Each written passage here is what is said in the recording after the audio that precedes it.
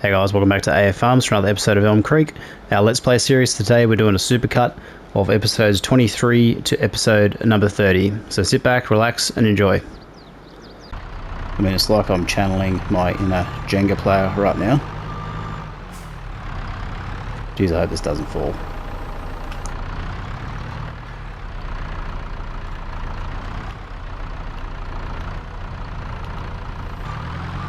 Hey guys, welcome back to AF Farms for another episode of Elm Creek, where we are focusing on new players, beginners to the game if you will. Now, just got a few egg pellets we've got to move to start with this for this episode. A few things have changed on the farm since we last visited, so we'll go through those in a minute. Basically what we've done is we've improved our greenhouse operation, which you can see over there. And by improving it, I mean we've just added some additional water sources, just so we don't have to fill up as often. It just gives us more capacity for our production. So I'm just going to quickly move these egg pellets, and then we'll go for a bit of a tour. So I will do this quickly, and then we'll come back in with the video.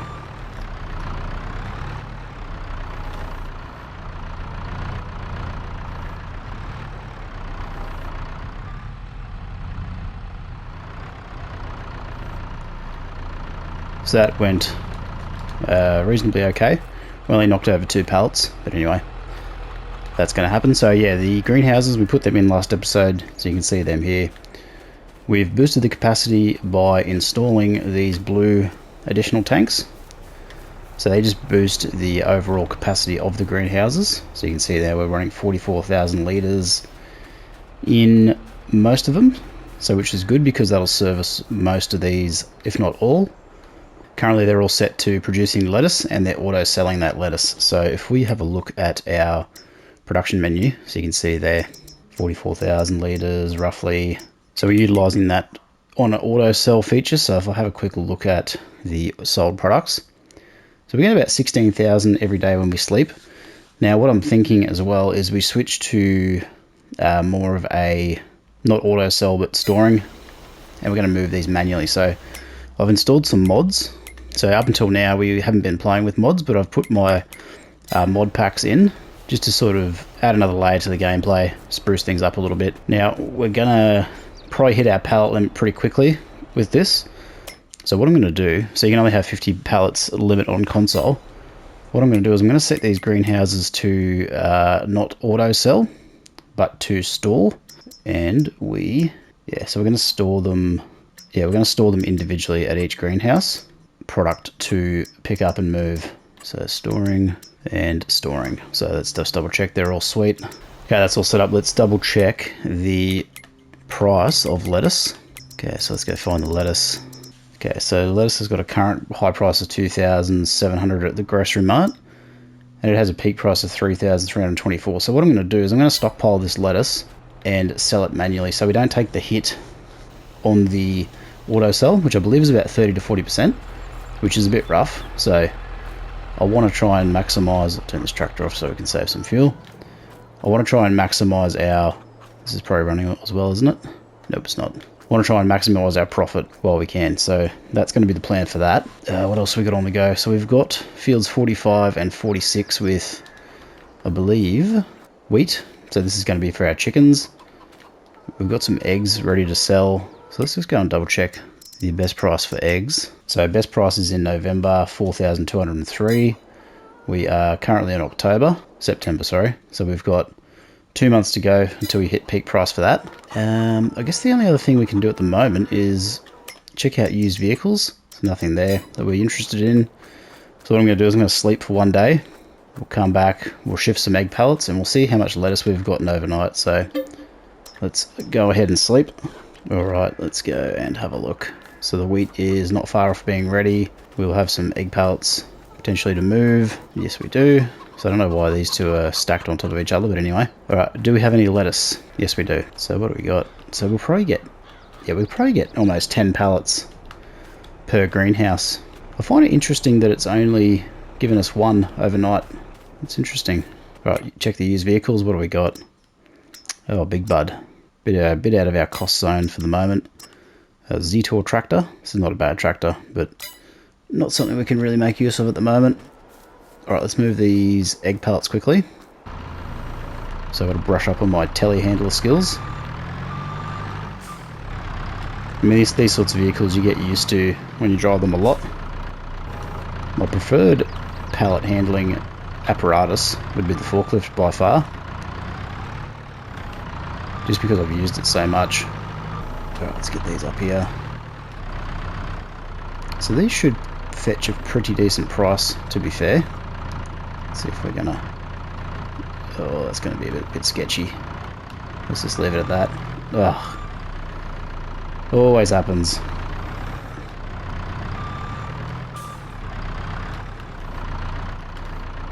Alright, let's see if I can fix this up. So I'm going to attempt to right this pallet, and then we'll come back in once I've sorted it out.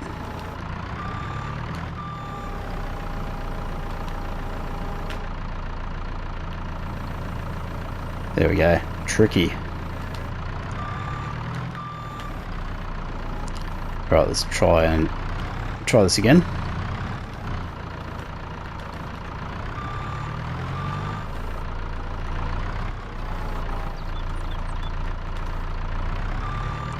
Alright, that went reasonably well. Okay, let's grab this other one. Actually, we'll grab the full one, and I'll just get it on top. Because if we do sleep for one more day, then it's going to be peak price for eggs. So we want to offload these eggs pretty quickly. So I'm just going to attempt to stack this on the very top here. Hopefully this does not go pear-shaped. Alright, cool. Alright, wheat should be ready tomorrow. Greenhouses will be ticking over. So I'm surprised we've only got one pallet of lettuce each day. Let's see what happens when we sleep this time. See if we get any more than one pallet. Alright, so we are losing a bit of money each day there, so we'll not get on top of that. Probably going to need another day for our wheat, aren't we? Let's have a look. Yeah, probably one more day, I would say. Okay, let's go and have a look at our lettuce production. Okay, so we've got 2 pallets overnight, so that's going to give us 8 times 3. So 3, 6, 9, 12, 15, so 18, 20, yeah, 20 odd pallets. Okay, cool. Alright, so eggs should be peak price. So what are we, November? 4,192. And over at the fast food restaurant, so nice and close. Okay, so let's grab let's grab this guy. He's nice and close. We'll get hitched up, and then we'll pick up those remaining pallets, and we'll send them over, and we'll see how much money we get. So we haven't got quite a full pallet on this other one, but that's alright. We'll make it work. Okay, not a bad load there. Good thing about the telehandler is you got that telescopic boom, so it gives you that little bit of extra reach for applications like this. I mean, even though I'm not using it as we speak, but it is there if you need it. Now this is very precarious, but it seems to be holding up so far. I mean, it's like I'm channeling my inner Jenga player right now. Geez, I hope this doesn't fall.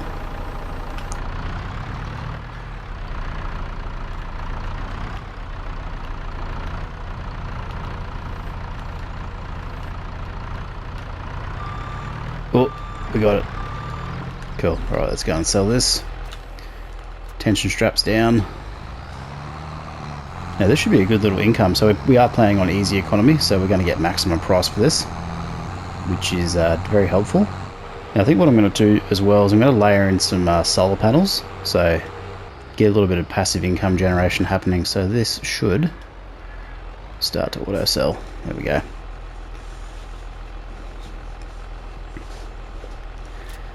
It's very satisfying seeing that money increase. So we might get 100 grand here.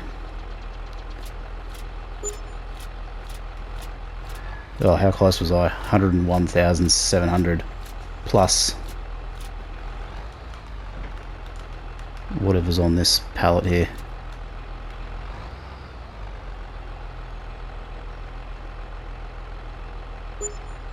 Why is that not working? Oh, there we go. Just not close enough to the trigger. Alright, so it was about 110,000. Not a bad effort.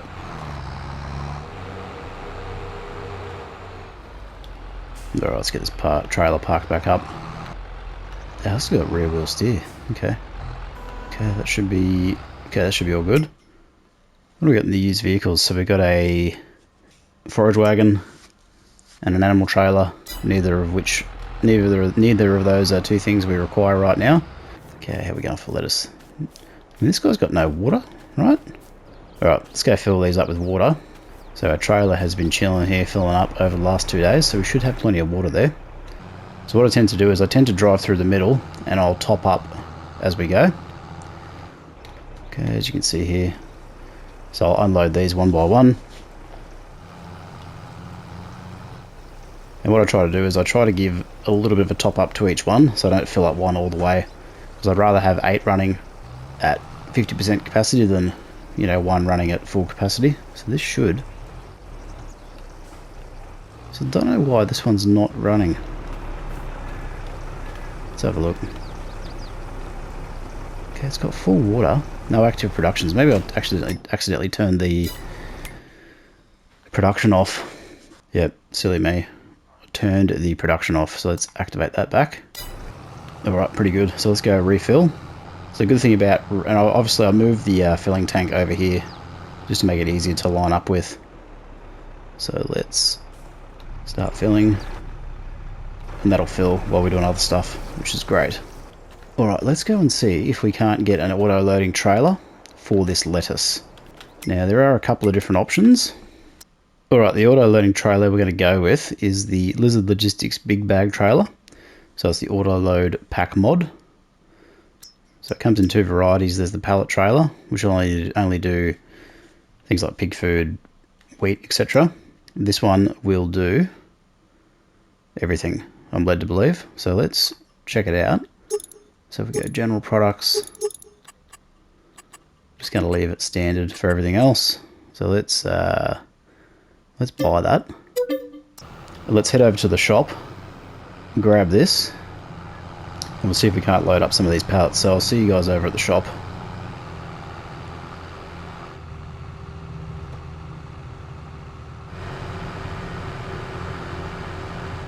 Alright, here we are at the shop. Here is our trailer out the front. So the reason why I like this trailer is because I think I've used it before and it's got pretty good reliability for selling and picking up. So the challenge is going to be whether or not I can pick them up in the rows because the greenhouses are so close together. So I may just have to use the telehandler to push the pallets along and then get them into the loading configuration for this. Or I'm just going to have to move those pallets manually, which is going to be a bit sucky, but we'll work around it. Alright, I'm going to cruise back over to the farm and I'll see you over there.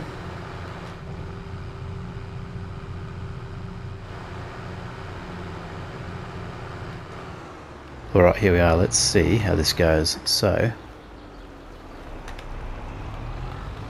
the trick is you've got to drive past what you want to pick up.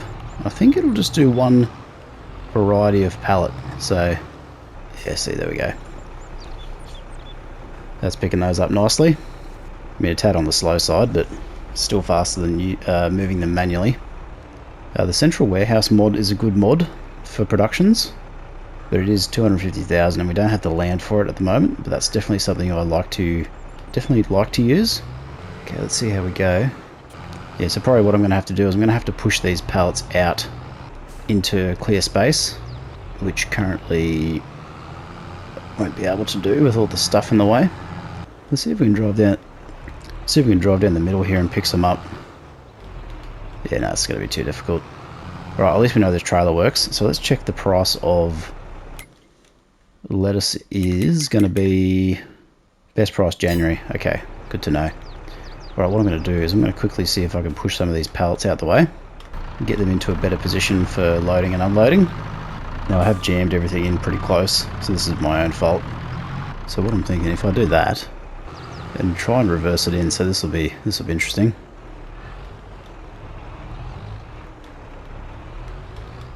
It's always a challenge on controller to reverse. I mean, it's not not totally undoable. Was that picking them up? There we go. Right, so that should, hopefully. I just want to see if this loads while I'm not in it. Okay, hasn't quite picked it up for some reason. Okay, there we go. Now we've got it. Oh, I'm stuck. Alright, let's jump out of there, grab some more pallets. Now this is not going to be ideal long term, so I'm going to have to come up with a better solution for this. But this is the best we've got at the moment. I mean, truth be told, I'll probably just go back to auto. Yeah, this is going to be really painful, I think. Let's just push those out. Pick them up. So I will keep the greenhouses as is. However, what I will do is I'm going to look to invest into that central warehouse mod sooner rather than later. So what I'm talking about is this guy here. So if we go into silos, so there's the central warehouse extra small. So receives goods and issues them again. Can only hold 5,000 litres. You can get a silo extension for that, which is 125,000. And it'll do 2 million. But yeah, quite a lot of expense for what it is. And you do need to use a particular trailer, so the Profi liner. But it is a good investment for overall logistic handling, so that's why I like it. But in the short term, we'll just manage with this guy. So it's a little bit finicky trying to pick these up, actually. And I'm going to run this over. See, we're not getting the trigger. That's the challenge. Alright, what I'll do is I'm going to pull out of here. And we're just going to go sell this. So what I'm going to do, actually, before I forget, is set this production back to auto sell. So I'm going to take the hit. It doesn't really matter that much. So let's go to selling. So I'll set all these to selling until such time that we can manage the logistical operation a little bit better. Just double check they're all set to selling. And I'm going to go sell these at the... Hopefully they'll sell here at the restaurant. Yeah. Start overloading. Cool, so that was 13 grand. Okay, not bad. Alright, that's actually not too bad. Now one thing we could look to sell is this barn. So I'm not using it. And it does give us a bit of a... does give us a bit of cash. So the only downside of selling it, which is just part and parcel of the issue, is you end up with this sort of cavernous basement thing that you've got to sort out. So how much can we get for selling this actually before we pull the trigger on it? So it's only 40 grand, but it's going to cost us probably 20 grand to level the ground. I'm just going to leave that for now, but just an idea for the future. What I'm going to do is I'm going to sleep again. Hopefully our wheat is ready. Alright, here we are. First of all, let's check our used vehicle sales. Anything worth grabbing? So we got another tractor. Seed Hawk. So these are mods. The Crystal HD is a base game tractor, but we don't need a tractor right now. Okay, wheat is ready to go, so let's grab our combine. One thing we'll probably look to start doing as well is some contracts. So we obviously haven't touched on contracts at the moment. That's going to be a good way for us to layer in a bit of extra income. So while this guy's underway, let's have a quick look at it. So a lot of harvesting contracts at the moment. That's going to be a big one. Stay away from that. Sowing. We could do the sowing contract. Cultivating. Do we have a cultivator? I don't think we do. Actually, what I'll do is I'm going to borrow the items for that. Okay, thanks for the advice. Okay, so if we head over, this is our equipment for this contract. So let's go and pick these up. Grab our front weight as well. Okay, so we've got to go to field 74, which is all the way down there. So what I will do, I'm going to send this guy over on a worker. So this guy will drive over there for us. Once we get down there, we'll get him on task, and then we'll go from there. So let's switch out to our... So leave this trailer here for the moment. Grab our grain cart. So we've got sorghum in here. We're going to have to unload first, because you can't mix crops together, obviously. For some reason this guy's missed half the field, but anyway. obviously it's blocked in there, so he can't go past. Yeah, so the problem is the pipe out function is not very big on this combine. So how far away is this guy? Oh, he's actually pretty close. So let's drive the rest of the way over. So this is actually not a bad little farm area down here as well. So if you're looking for an alternate location, Evergreen.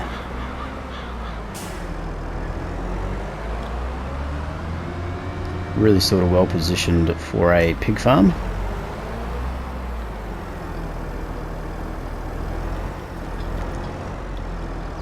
Alright, let's get this lined up.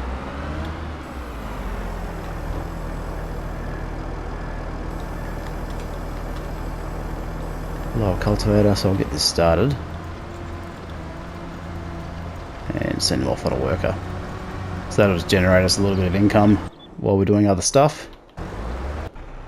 I'll go give this to the chicken straight away, even though it's not a full load. Alright, what we'll do quickly as well is just check how we went with the auto sell on the lettuce. So, yeah, 137,000 in eggs, 6,415 so far on today's auto sell for the lettuce. So what I'm going to do is I'm going to get, while the combine's underway, I am going to try and sort out these pallets. So the problem is, now I've got some spawned, I've got to deal with them. So what I'm going to do is I'm going to put them just over here. It's going to be a bit of a challenge to get all these, but I've got a relatively small pallet handler here, which is very handy for these sorts of situations.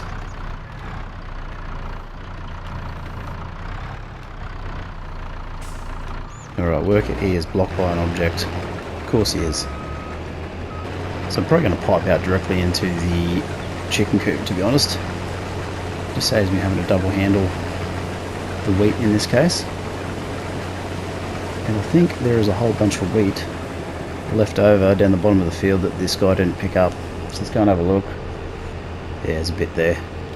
So what I suspect here is it's basically the combine is too big to turn around in this area. So another thing I'm probably thinking of putting in here is going to be a bit of a solar farm. So it's a bit of a pokey sort of small part of the field. So unless you've got a small combine, usually you're going to run into issues, and the land it's a bit slopey, so it's not very good to build on. So it's fine as a field, but it could be better utilised as a, given that we've got limited land, a bit of a solar farm. So I'm sort of still thinking about that. Right, let's get this guy unloaded. Now that should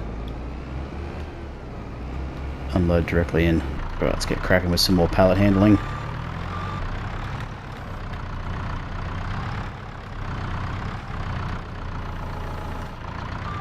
Oh, can we do it? Can we do 3 at once? Something tells me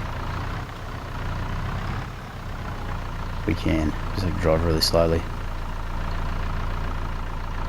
so this doesn't go flying across the map. Oh, steady, steady, steady.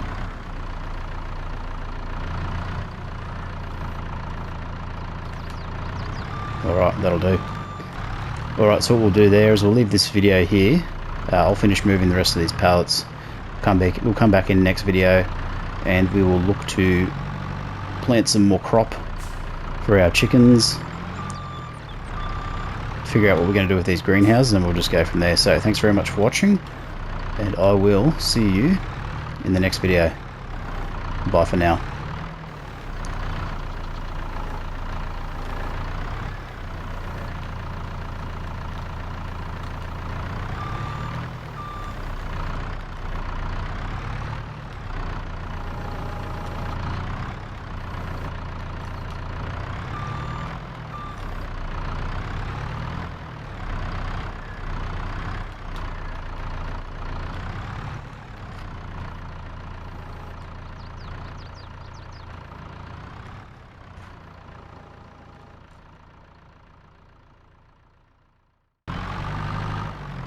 Okay, so this is an interesting way to pick up a pallet, but anyway, let's see if we can't flip this.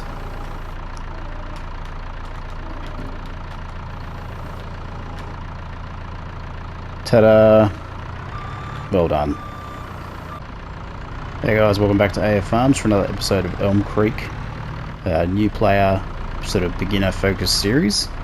So currently I'm trying not to knock over the lettuce, however that has not gone well, as you can see. Spoke too soon. So picking up from last episode, we had a bit of a change of heart with our lettuce production storage situation, so we are going back to the auto cell for the short term. I'm going to lose this again, aren't I? Until we can get the central warehouse mod happening, and then once we do that, we will be able to get the trailer, so the Profiliner trailer, which is the modified trailer that'll do auto load from that facility, and it'll handle all of our distribution. So all these greenhouses will be set to distribute to that warehouse, which will facilitate, you know, easy sort of loading and unloading, which will eliminate the need to have to do this sort of thing. So hopefully this will pick up. Probably not. So while I sort this out, well, that was a swift maneuver. Oop, don't knock it over, dude. So I'll quickly drop this off and then we'll get cracking on today's jobs. You pellic. Okay, so this is an interesting way to pick up a pallet, but anyway, let's see if we can't flip this.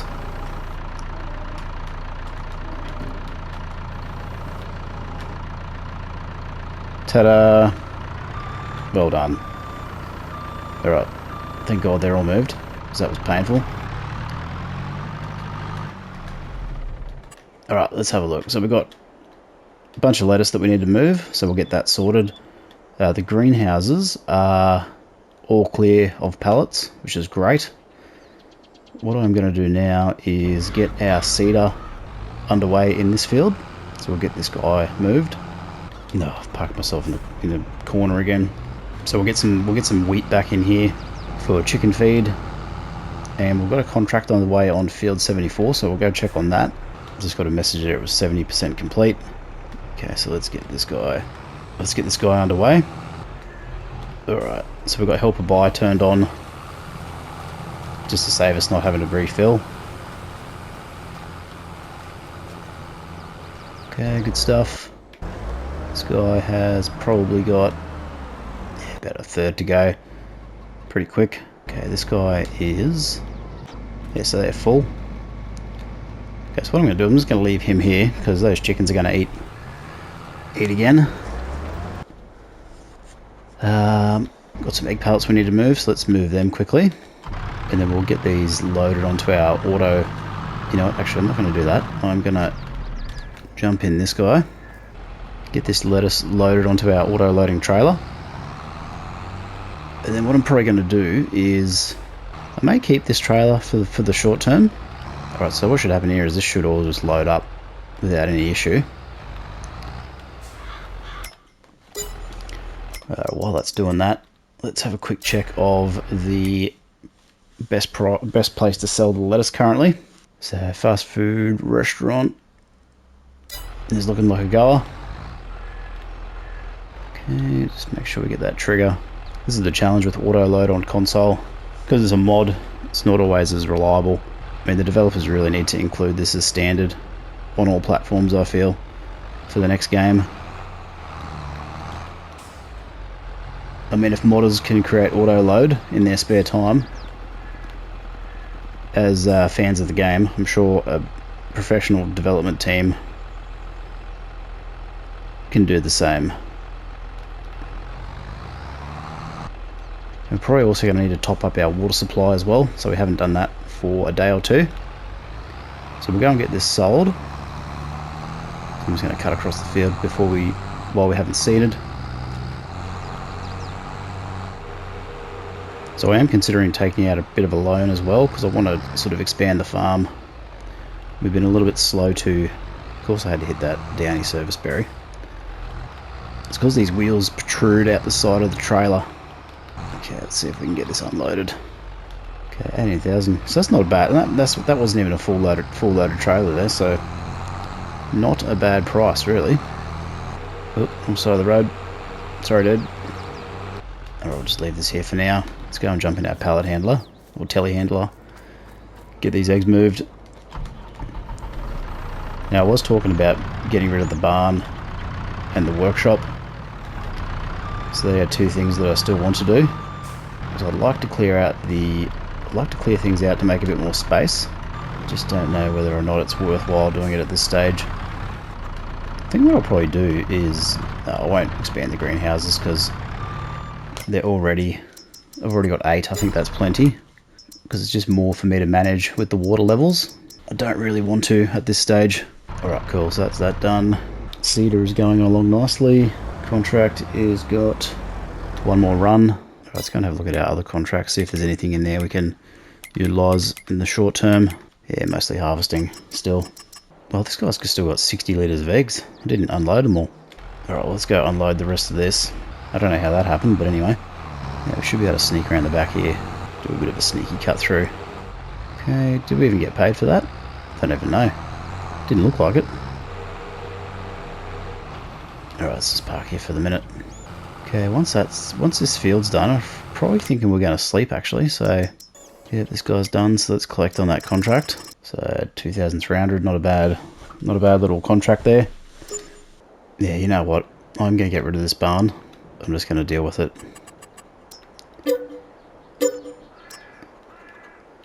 Alright, now we're left with a gaping big hole. So the way we fix that is through the landscape function. So the best way to do this is use the slope tool. So the slope tool, a bit cheaper. So what we want to do is we want to set slope target, which is going to be here. And we want to slope to point. So if I'm not mistaken, yeah, that's not going to work. Let's try the level tool.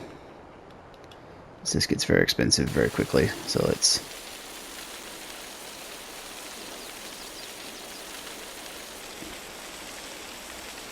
So you can see we're hemorrhaging cash.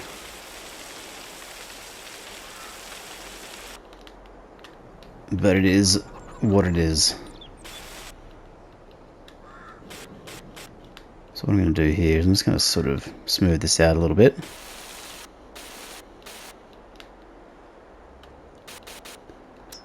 And now we're going to use the soften tool. And this is just going to smooth everything out for us. So the reason why I want to do this is I just want to get a bit more space back. Actually, what I'm going to do is I'm going to walk this area just to see what it feels like.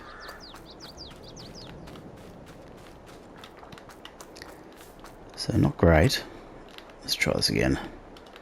So it is advisable if you're going to try this, make sure you save your game first, because if it doesn't work out, then what you can do is reboot. And truth be told, you should probably practice this in a blank map, just so you don't ruin your save game. Like for me, I'm happy to sort of take this risk because I sort of know what I'm getting into.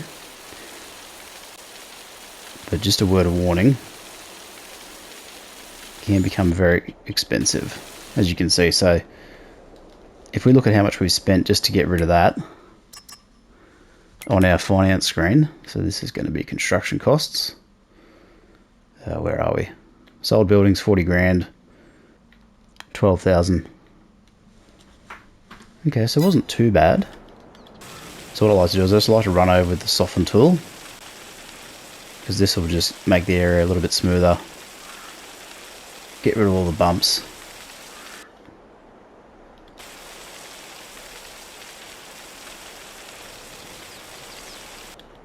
Alright, cool. That's not looking too bad. So we've got a bit of a dip, but that's okay.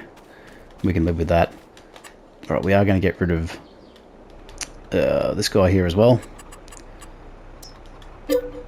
So that's 20 grand. Now let's have a look at the... See if we can manage this slope tool again. So the slope tool allegedly is cheaper. Okay, so what we want to do, we want to slope to point. So we want to slope up to, so set slope target point up there. And if we go slope to point over here,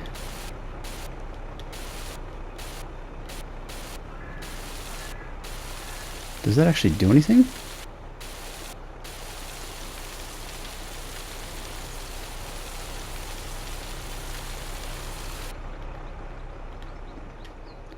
Probably not. Alright, I'm just going to go back to my trusty level. Okay, let's do this. So that's going to be...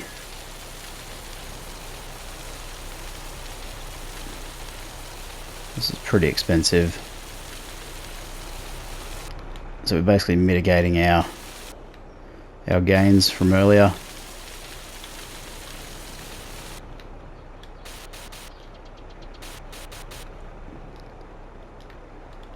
But I'm not too fussed. Let's just want to use this for a bit of a parking area. The reason why it's got a hole there is because of the pits. Okay, caused a bit of a traffic jam over on my field, so let's go sort that out. Okay, get this guy moved. Let's go into the build mode and just fix this up while we're going. So, sculpting, soften. So we're just going to soften this area out quickly. So you can see there. So the best thing I found to do here is just to sort of go over the area, sort of back and forth like this. Now the frame rate might be a little bit jittery currently, but that's normal. Alright, let's have a quick walk of the area. So we've got a little bit of a dip here we can probably sort out. So let's just see if we can't fix that up a touch. Might be the best we can do. Alright, that's fine. Okay, let's get this combine out of the way. So I'm going to park it in our newly commissioned parking area. So we've still got 305k, so that's not too bad. I'm pretty happy with that. So part of the reason for doing this as well is just to sort of get a little bit more room so we can park things, tidy up the farm, just make things a little bit more efficient. So we do have a significant dip there. I'll have to fix that up at some stage. Right, I'm just going to leave this here and we'll grab our fertilizer spreader. One thing you can do as well is you can paint the ground texture, so we're not going to worry about that for now, but I will come back and address that at some point. Just want to get things tidied up in the short term. Alright, let's go and sleep, get a growth state on that crop, and then we'll go from there. Alright, so we should be, yep, we're underway there. Let's check in on our financials quickly. Okay, so we spent 18,000 in construction costs. That's to level the land, smooth it out. We made 60,000 from the sold buildings, so we probably got a net profit there of 40 grand on the buildings sold, which is good. But we should have done this earlier because we would have got more money for them, but live and learn. Alright, how much did we get out of the sold product? So that was the lettuce, 35 grand. And 2,000 from a contract, so not a bad income day there. Alright, what is going to be on the agenda now? Okay, so there's not much we can do there. What I do want to do is fix up this. Actually, what we need to do is we need to refill the greenhouses, so let's go and do that quickly. And then what I'm going to do next is return the field state back to normal. So just sort of where we ploughed out and extended this field when it was a field originally. So we're just going to revert that back to probably dirt or grass or something like that.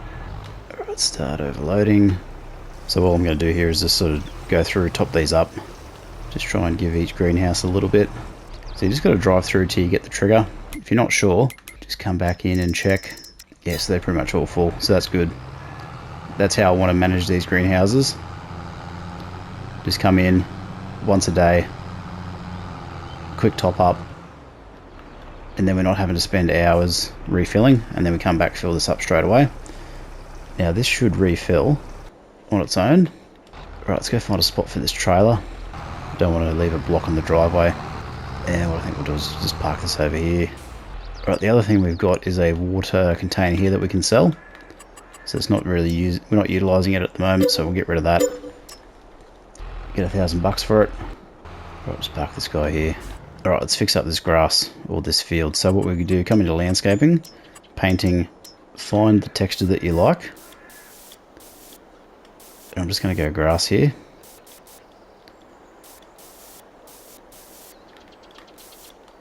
So the reason why I'm doing this primarily is anytime you drive over the field, you get a little bit of a... oh, I'm not going to say deformation, but it just...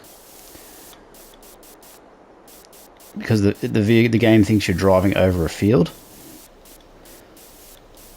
So it's a little bit harder to maneuver at times. So I'd rather just sort this out. Make it look a little bit more clean and tidy. And then we don't have a field state. Right, so what I'm going to do is I'm just going to drive through the middle here. There's a bit of grass. Cool. And then we'll get rid of this little bit of field state here. Cool. So that's cost us a bit of money, but it's just cosmetic. Just make it look a little bit better. Now, if I wanted to, I could put some paths in, but I'm not going to do that. I'm just going to go add some grass here, as you can see. Just fill this area up. There we go. So if you didn't know that there was something here before, because obviously there was a decorative building, so we've gotten rid of that. And now we've just got a little bit of a grassed area. So how much did that cost us actually out of interest? So it falls under construction costs, so that's going to be 8,000. So that's pretty expensive, to be honest. So to paint that field state and put the grass on was 8,000. I mean, it hardly seems worth it really, doesn't it? But it just looks a little bit nicer. So if you are into the cosmetic side of it, definitely well worth it. And we may end up putting a building here. We'll see. All right, I don't think there's much else we can do at the moment. Let's check on the chickens. How are they going? Where's our 7,200 litres? Cool. All right, now I was talking about putting down some solar panels. So what I'm thinking is this is going to be it just here. Now we are going to lose a little bit of land. Could go near the farmhouse. I just want to put them somewhere where they're not going to be moved once I place them. Because it basically defeats the purpose of having them in the first place. I mean, probably along here wouldn't be a bad option, because eventually we'll probably look to move that silo out of the way. Yeah, I think that's actually going to be a good spot. So let's get a start on those as well. So the solar panels are good because they'll give us a bit of a passive income. They make anywhere from about sort of 4,000 to 10,000 per day. So if I go, so they're in productions, generators, large solar collector. So if we go, so what I like to do here is line them up with the GPS. So we'll go 180 degrees.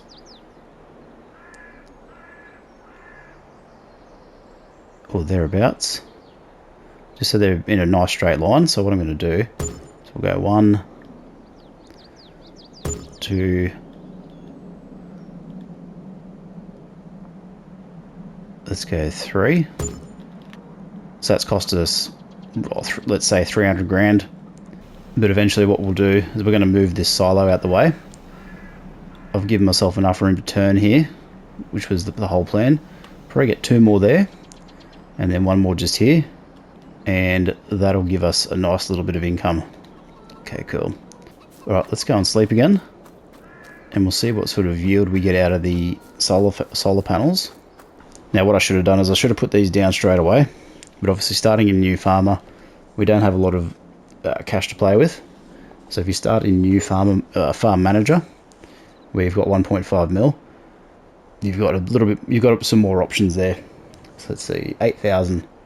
So basically what this means now is we're going to make money every day because our costs are relatively low, and we are in winter, so these have less output in winter.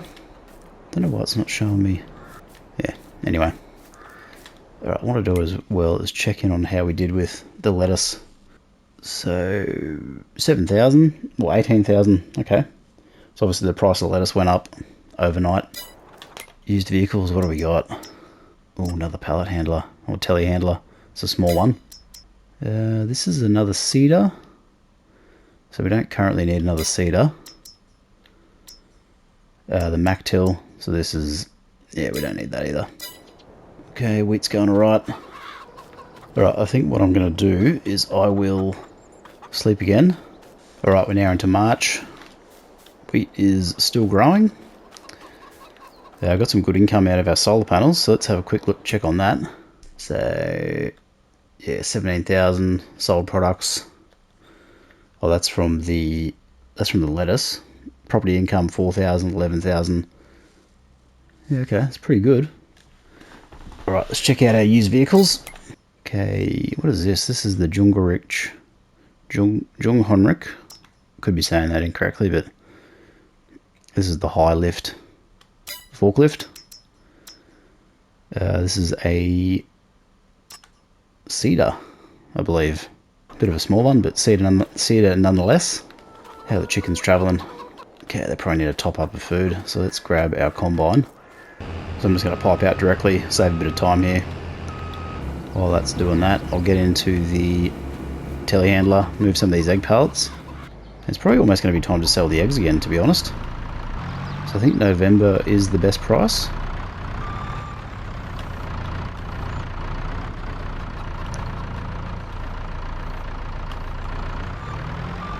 Right, not what I was going for, but it'll work. I was trying to stack them, do a double stack, but alright, I'll leave these other two pallets to, well, the one in front in particular, to refill. It's not full enough yet. Alright, let's get this guy folded up. Alright, anything else we can do? Oh yeah, let's go top up our greenhouses. So we're starting to get into a bit of a sort of daily routine here,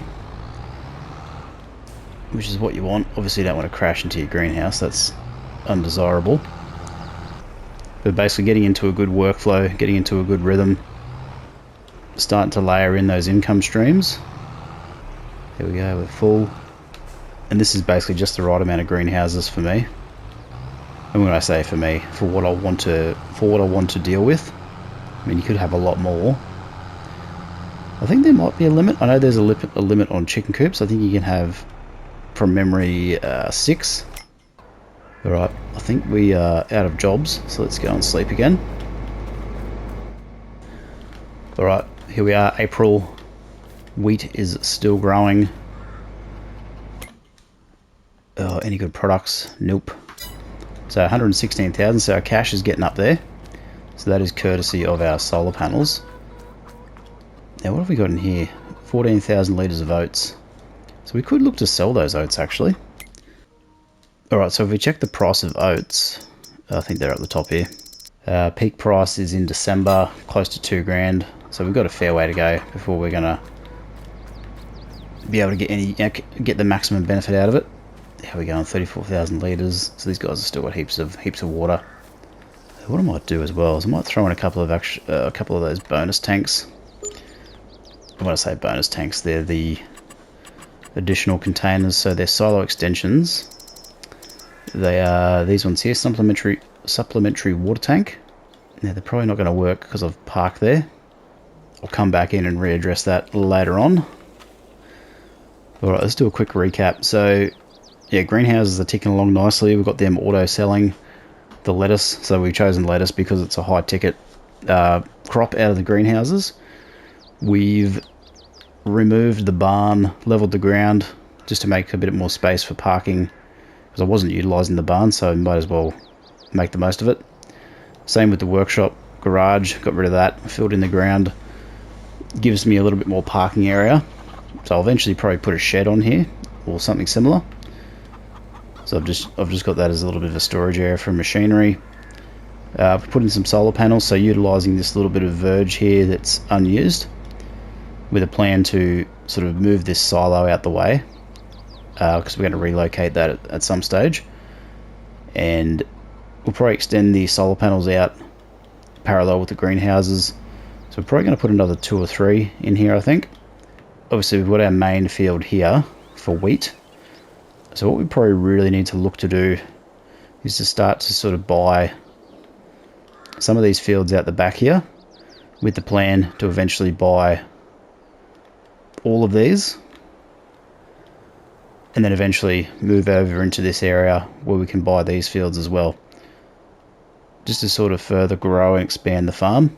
So that's the sort of short to medium term plan at this stage. So thanks for watching, guys, really appreciate it. Drop a like on the video, subscribe if you haven't already, and I will see you in the next one. Bye for now.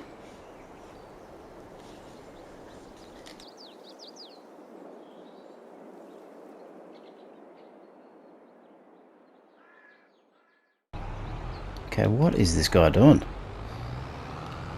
I mean, he's overshot the shop by 500 meters roughly. I mean, I don't know, that's for the actual meters, I'm just guessing, but pretty sure I sent the guy to go into the middle of this car park. Obviously that didn't happen. Hey guys, welcome back to AF Farms for another episode of Elm Creek, new farmer mode for new players to the Farm Sim franchise. So, carrying on from last episode, we removed our big barn, so it was just getting in the way, we weren't using it, so we decided to offload it. Got about 50 grand for it. I've come back through and smoothed out the area, put down some gravel, and just made the area a little bit more usable for driving on, etc.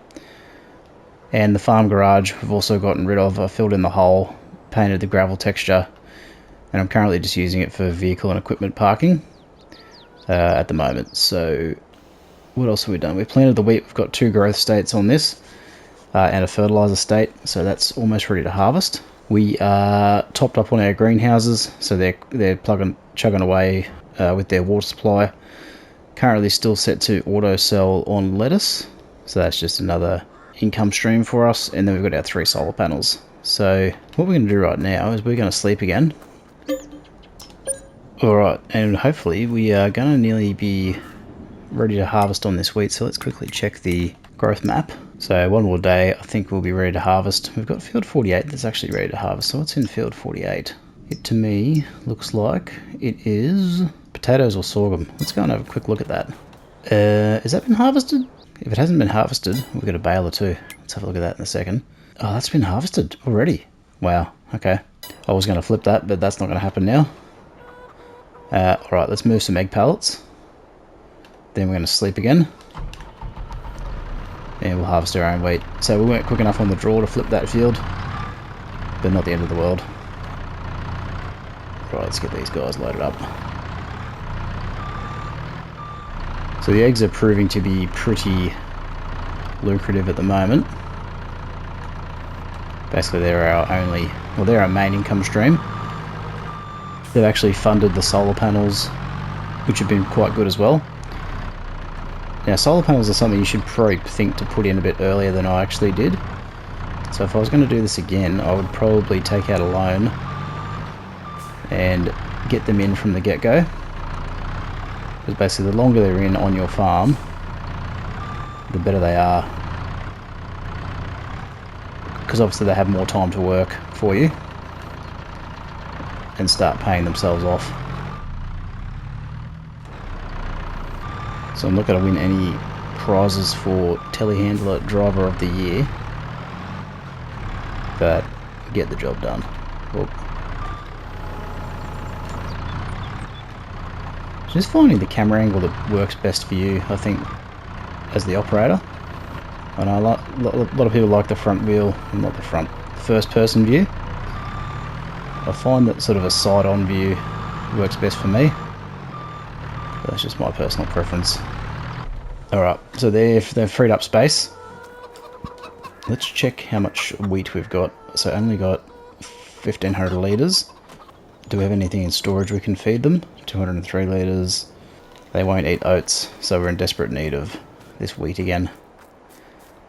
So what I'm going to do is I'm going to sleep again. Hopefully this harvest will be ready. Alright, let's go check it out. So ready to harvest, excellent. So let's get our harvester underway. And it is good to see our money actually going up each day as well. So the solar panels are really kicking in. So this is really going to help us expand rapidly now. And I would really like to get into a bigger set of fields. Okay, I'll just send this guy away on a worker, straight up. So we're not going to worry about the straw. Okay, let's get this guy. So we'll go and top up our greenhouses. So they don't use a lot of water overnight. So we can get away with just topping them up the way we have been. It's been working quite nicely. And I think I do have a tanker mod that has actually quite a bit larger capacity than this trailer. So if we ever do need to utilise it. Yeah, they're a bit thirsty today. So this could be because we haven't done it for a couple of days. Yeah, we're going to have to do another pass. So let's go and fill up. And then we'll come back through for another run. Alright, here's our harvester travelling. One run down. Beautiful. Used vehicles, that's what I was going to check. So what do we got? Horse trailer. This is a hook lift trailer. Slurry tank. Silo compactor. Front loader attachment. Okay, top marks for... Let's get this guy. So what I'm going to do is I'm going to do a headland row here. It's because this field is a little bit difficult for this worker to navigate. So I'll remember that for next time so I don't have to drive on the crop again. But it just gives them more room to turn around. Particularly down the other end too where the farmhouse is, because it is a bit small. So let's get this guy. It's got turned around, so this should be much easier going this way. Right, the other thing I wanted to check was we've got some fields we can harvest. Depends what crop they've got. So what is this? This is oat. Field 52, what's in there? I mean, everywhere's got oats. Like, come on. What's field 50? That looks to be soybeans. That's growing. I mean, do we have anything? Field 30? That's oats. 31 sorghum. Yeah, we could look to start purchasing these fields out the back here, actually. So if we go here, we can buy that one. So that's 56,000. So let's buy that. Let's buy that one. And let's buy that one. Right, let's go and check out what we got. So we've got cotton there. Not too worried about cotton. I'm just going to direct drill that. What do we got here? Nothing. And sugar beet. Now these fields can be a little bit finicky, for lack of a better word, in terms of the worker, but they are good candidates to join together. So what I might do, so obviously our water tank is still filling up. I want to get the Lizard subsoiler, so that's in the plows. Lizard 9MT, so this is 320 horsepower requirement. Our tractor that we own is 351, so that's sufficient for the horsepower requirement, so we're going to buy that. Customize, let's get the 9 meter. We'll just keep it as is. So I'm going to buy that outright for 20 grand. Send this guy down to the shop, we'll grab that subsoiler. So I'm going to drive out to the road, send him down a worker, and then we'll go and empty our grain cart with our other tractor. Alright, open our worker menu, send them to the shop. So that guy should be underway. Yeah, so like I mentioned before, I've just tidied up the farm a little bit.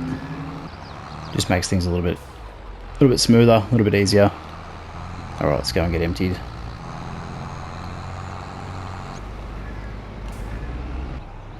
Okay, what is this guy doing? I mean, he's overshot the shop by 500 meters roughly. I mean, I don't know, that's for the actual meters, I'm just guessing, but pretty sure I sent the guy to go into the middle of this car park. Obviously that didn't happen. Another thing that I did do was I turned on the time scale to go a little bit quicker. So currently I've got it set to +5, so I might actually change that to go a little bit quicker again. Reason being, so let's go +10. Basically every video I do is at 9 o'clock, so I want to sort of showcase a little bit more of the visual changes throughout the day in the Let's Plays. So rather than having everything at the same time, get some morning, get some midday, get some afternoon, all that sort of stuff. So just make it a little bit more interesting. Right, let's swing through the back here and get to ploughing. So what I'm going to do straight up is I'm going to join these two fields. So the way we do that is grab our plough. This is nice and easy for this field. Drop it down, allow create fields, and then we're just going to put a join in just here.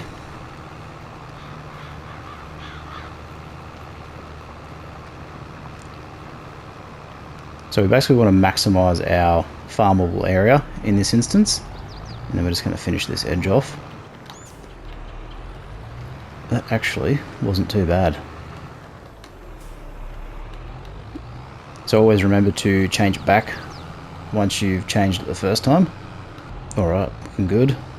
Now the issue with this field is the workers tend to always run into problems turning around, so I'm going to try and send him on the 45. Actually, you know what I'm going to do? I'm going to park that for the moment. We'll go and empty this into the chicken coop.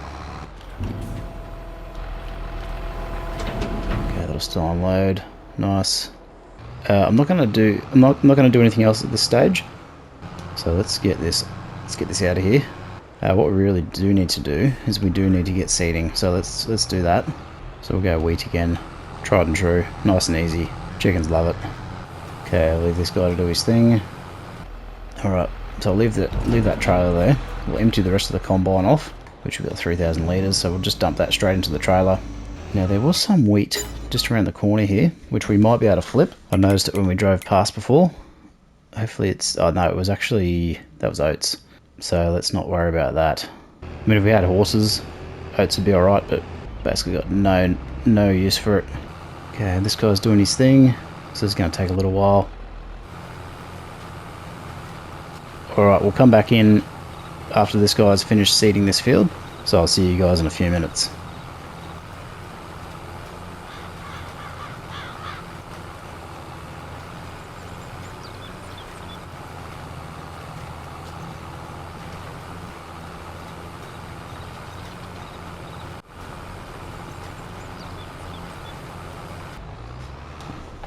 Alright, we are all done here. Let's move on over to our newly purchased field. So let's see if we can't get these guys prepped and ready. So what I'm going to do here more than likely is see if we can send this guy off on 45-degree angle, which could be problematic, but let's just see. Now because this field is at 45, so the workers, my understanding is they'll only go straight in a direction if it's 90 degrees or 45 degrees. So what that basically means is straight up and down, left and right, in orientation towards your compass, effectively. But what I'm thinking here is what I might need to do to give this worker a little bit of an easier time is to square off the end of this field. Although so far so good, seems to be handling it. So if they can manage it, that would be excellent. So let's see how they go coming back this way. So far so good. Alright, so let's leave this guy run for a little bit, and then we'll check back in a couple of minutes.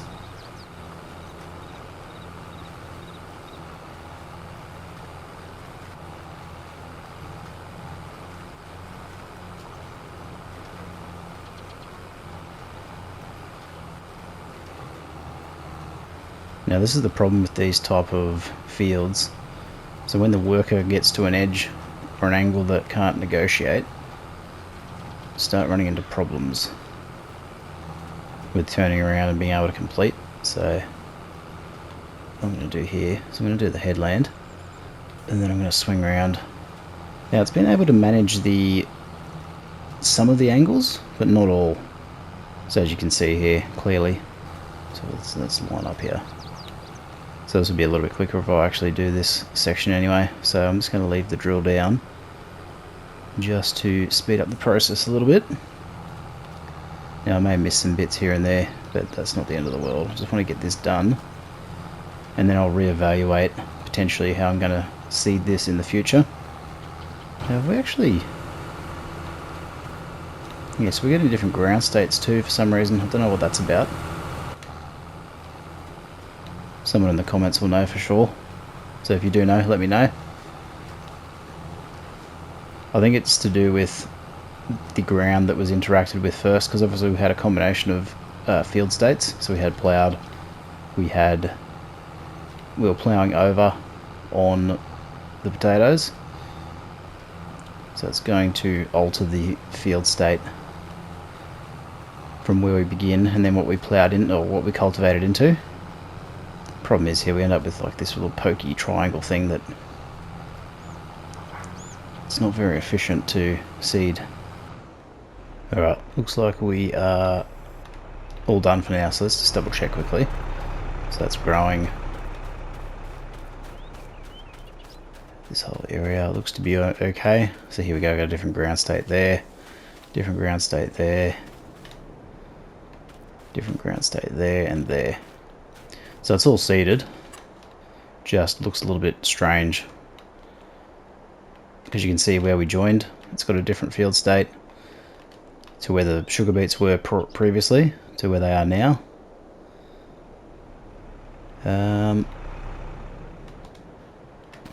But yeah, that should be alright. So what we'll do is we'll leave that video there.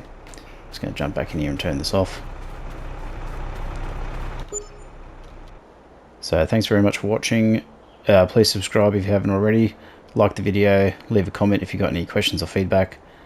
I'd love to hear the comments from the community. Otherwise, I will see you in the next one, and bye for now.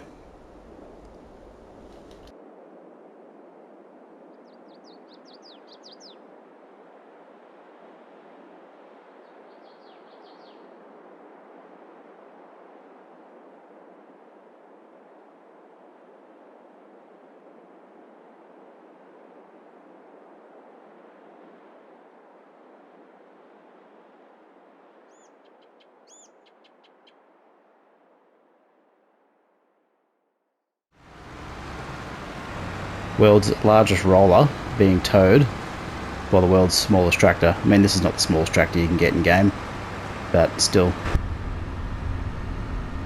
fairly somewhat amusing. I feel like this roller is actually steering the tractor a little bit. I'm finding it hard to keep it straight. Oh, it's because there's not enough weight in the front end. Whoop. Ha! Whoa, okay. That was my own fault for not facing forwards. Hey guys, welcome back to AF Farms for another episode of Elm Creek Beginner Series. So carrying on from last episode, we're just going to be cracking on with our wheat planting. So we're going to get this field that we recently purchased, set up with some wheat. So we'll get that guy going with a worker. So we had some cotton here, not interested in the cotton. We had some sugar beets here that so there's two fields that we've joined, so field 48 and 49, so you can see the join mark just here. This had sugar beet, this was harvested, so we've combined those two fields, and now we are going to plant the wheat in this field as well. So we're going to have effectively 4 fields of wheat, and this is mainly for our chickens at this stage. So while that's happening, let's just double check on our chickens. They're all good. Now we're probably, actually let's move a couple of these pallets out the way. We're probably in need of another tractor, to be honest, so another large tractor, just so we can start to utilise, 2 jobs at the same time. And I've also just realised it's actually quite late in the day, so 15:43, so that's 3:45. So we're going to run out of daylight soon. So what I might do is I'm going to flick that time scale back to 0.5.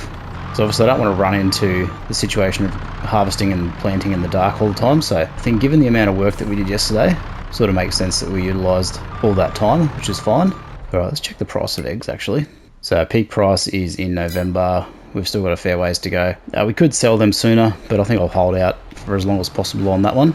Alright, what I'm going to do is I'm going to take over the seeding for this field, and I'm going to get that seeded myself because I want to get this done quicker. So generally speaking, the worker is a little bit slower than doing it manually. So let's turn the seeder on, lower the seeder, and we should be good to go. So I'm going to get this planted, and then we'll come back in once we've planted, and we'll go to sleep.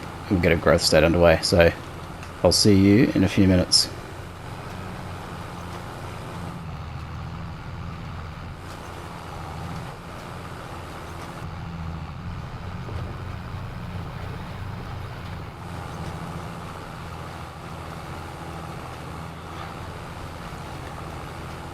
Alright, here we are, all done with the seeding. So let's head on back to the main farm. Obviously I just missed a bit there, so I'll fix that up quickly. Turn seeder on, lower seeder. Alright, we'll go and sleep. We'll get a growth state on these fields, and then we'll probably do some fertilising. We'll go and top up the greenhouses. So let's go and sleep now. Quickly run over there. Alright, let's quickly check used vehicles. So what have we got? We've got a grass roller. Interesting. So if we're ever going to do any grass fields, that would definitely be a good purchase. This is a field creator, which we don't really need. Alright, let's drop off some wheat. Okay, let's get this guy connected to our fertilizer spreader. So we're going to do some fertilizing quickly. And I am using the help buy function for this series, so not having to use big bags or pallets to top up on our fertilizer and seed. And I've also got crop destruction turned off, so we're not going to impact our seeding operation. Okay, so while that guy's doing that, let's go ahead and hook up to our water trailer, which is down over this way. Alright, so we've got a full tank. So hopefully these greenhouses aren't too thirsty. We did do a pretty good top up last video, so it should be alright. Let's just see how we go here. I'm finding it difficult to get around this corner at the moment. And as soon as I can find a appropriate truck combination, we'll be able to get rid of this dolly. That'll improve our turning circle dramatically. Okay, so we'll just cruise through, top up each one of these. Just not getting that overloading trigger for some reason. It's because they're full, that's why. So obviously those supplementary tanks are doing their job. Alright, that's excellent. Alright, let's go get this guy filled up, and I will disconnect. Fertilizer spreader is finished. Don't know what he's doing on the middle of the road, but anyway, it must have been the spread, I would say. So trying to cover both parts of the field. Alright, so we've got our new field. We've just, what we really need to get is a small tractor with narrow tyres, just so we can mitigate the crop destruction if we have it turned on, which we don't. But so let's hire the worker here. So we want to send this guy off at 45, or as close to. Getting a pretty good spread there. Let's just check our fertilizer map. Oh, it needs rolling. Okay. So we're actually getting a fertilizer state there. We should do. So I might just quickly do this part of the field myself. So let's turn that spreader on. Now I'm not too worried if I don't get the whole field this time around, because I am going to come back through once we get a bit more money and get a bit more of a proper plan together for harvesting that. And what I really would like to do is get a new tractor, because I do like this one, however it is showing its age a little bit. And when I mean showing its age, it's just it's an older style tractor, so it's not as efficient as a newer tractor. Doesn't accelerate as quick. One thing about this tractor that I do like is the way it sounds. So it does have a good sound. Alright, let's see if we got anything. Nope, no good. I'll turn that engine off. Alright, let's go and sleep again.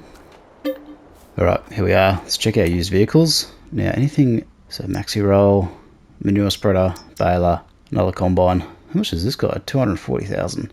I think this might be a mod actually. Alright, how are we looking? Still growing. So these fields, obviously we missed a bit there. We'll sort that out next harvest. So the thing we're looking to do here is, yeah, we want to get these fields already at the same time. One thing I am going to do is check on our greenhouses just quickly. So our greenhouses need a top up, so I'll quickly go and do that. So just drive slowly through, let each one take their share. Okay, let's just double check they're all topped up. They should be. Yep, all good. Alright, let's go and refill. Alright, let's go and sleep again. So I think we've probably got 2 more, maybe 3 more sleep days until this wheat is ready. So we'll go and do that. Alright, here we are. Growth state number 3. Yeah, so we've still got probably 2 more growth states on that. Let's check our used vehicles. Nothing special. 100% fertilized. I'm going to leave. Oh, let's check on the chickens quickly. How are they going for food? It should be right for another day. So let's go and sleep again. Alright, here we are again. Another growth state. Chickens are out of room. Need a bit of a top up.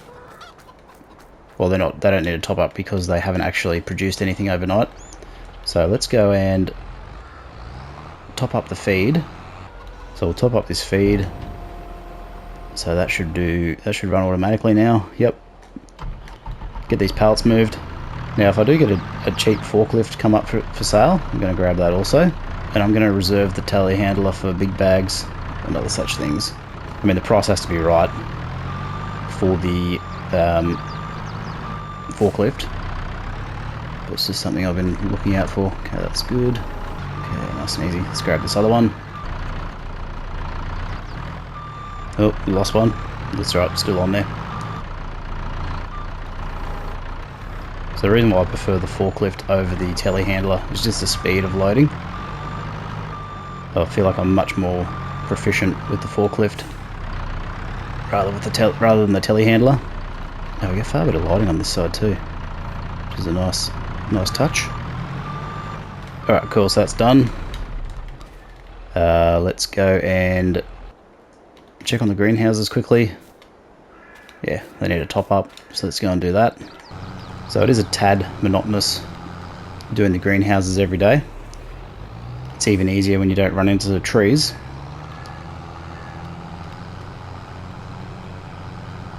But just as a money-making strategy, still very much worthwhile. And if you do find you're sleeping through quite a few days in a row, you are going to deplete your water supply.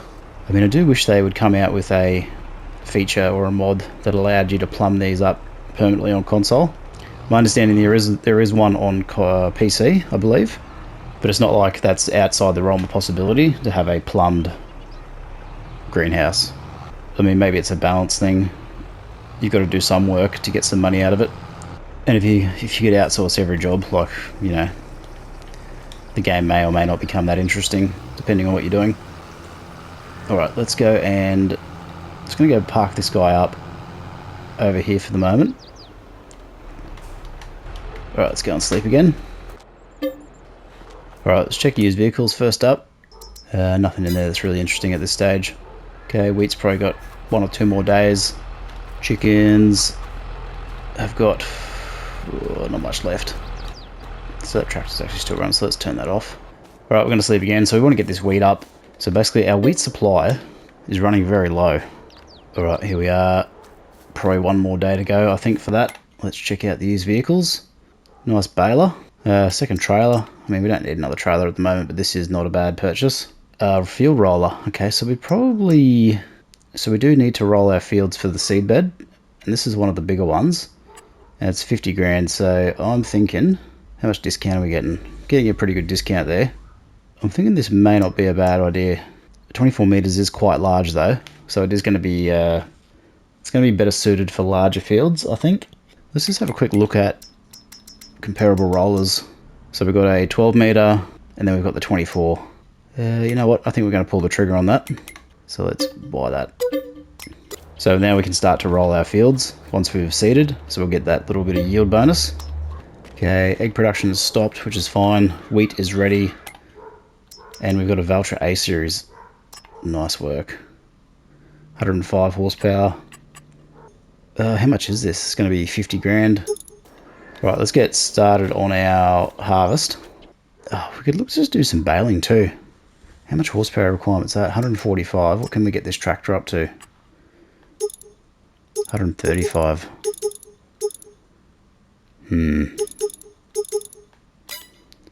What does this do? Is this silage? So it'll do round bales, round straw bales.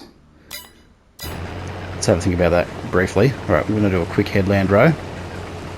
Because what I want to potentially start to do is some baling. I mean, we've got the straw here, so we might as well make use of that and sell it. But my preferred method would probably be to pick it up with the forage wagon rather than baling it.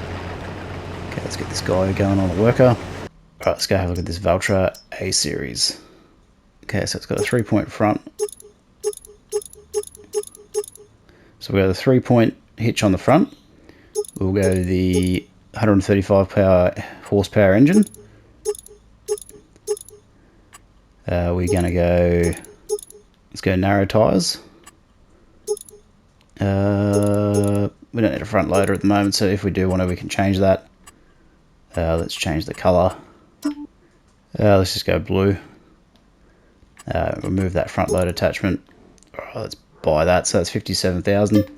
So it's not a bad option. Okay, let's dismiss this guy, and we're going to do a headland strip up here. Hopefully we don't crush any crop. Well, we can't crush any crop. I haven't got crop destruction turned on as yet. So I'll probably look to turn that back on just to sort of start layering in some of these extra mechanics that we haven't been playing with up until this point. In my other Let's Plays, I do have them turned on, but seeing as this sort of new player focused, I've got it turned off for the moment. Right, so we'll just tidy up this edge. And then we'll get it going this direction. So this is just to make it easier for the combine to turn around with such a large header. Okay, should be all good to go here. Alright, cool. I wonder if we can tow this roller back. Surely we can. I mean, these tyres tell me we can't, but there's always a first time, right?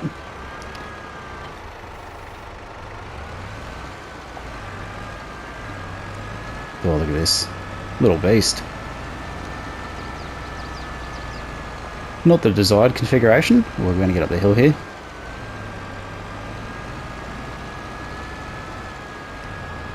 I think we'll make it. Once we're on the flat, we'll be sweet.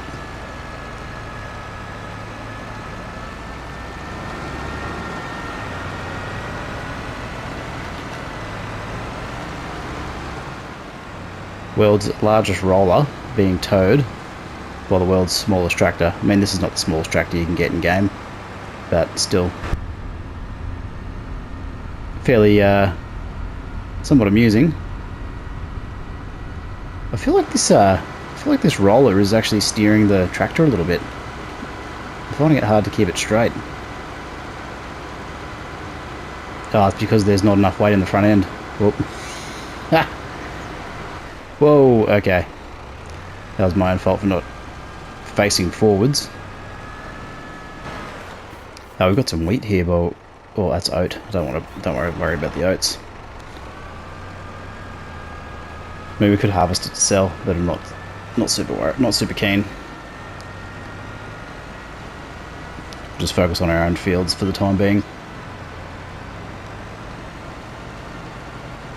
Alright, okay, get on the right side, correct side of the road.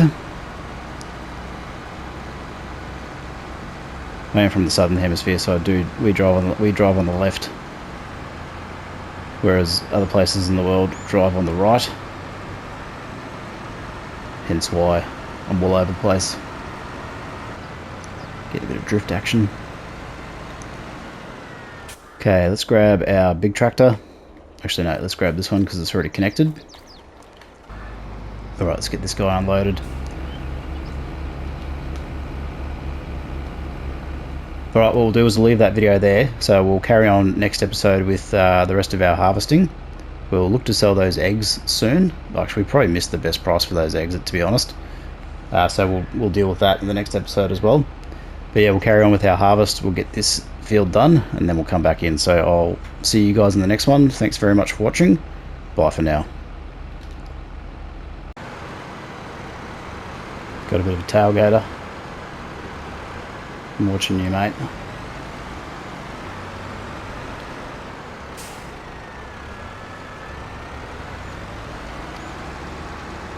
Alright, here's the farm shop.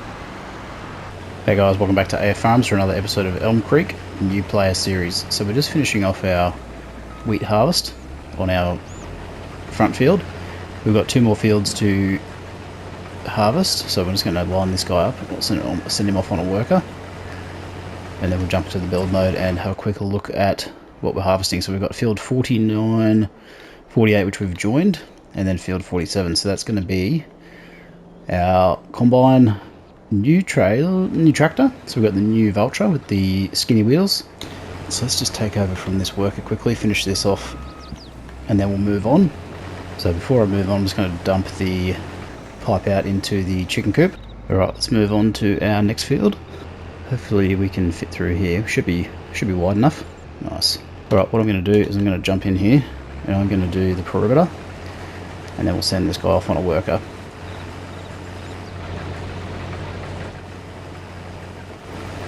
Alright, we'll get up to this little bit, turn around and go right, and then once we've done a full lap, we'll get this worker underway.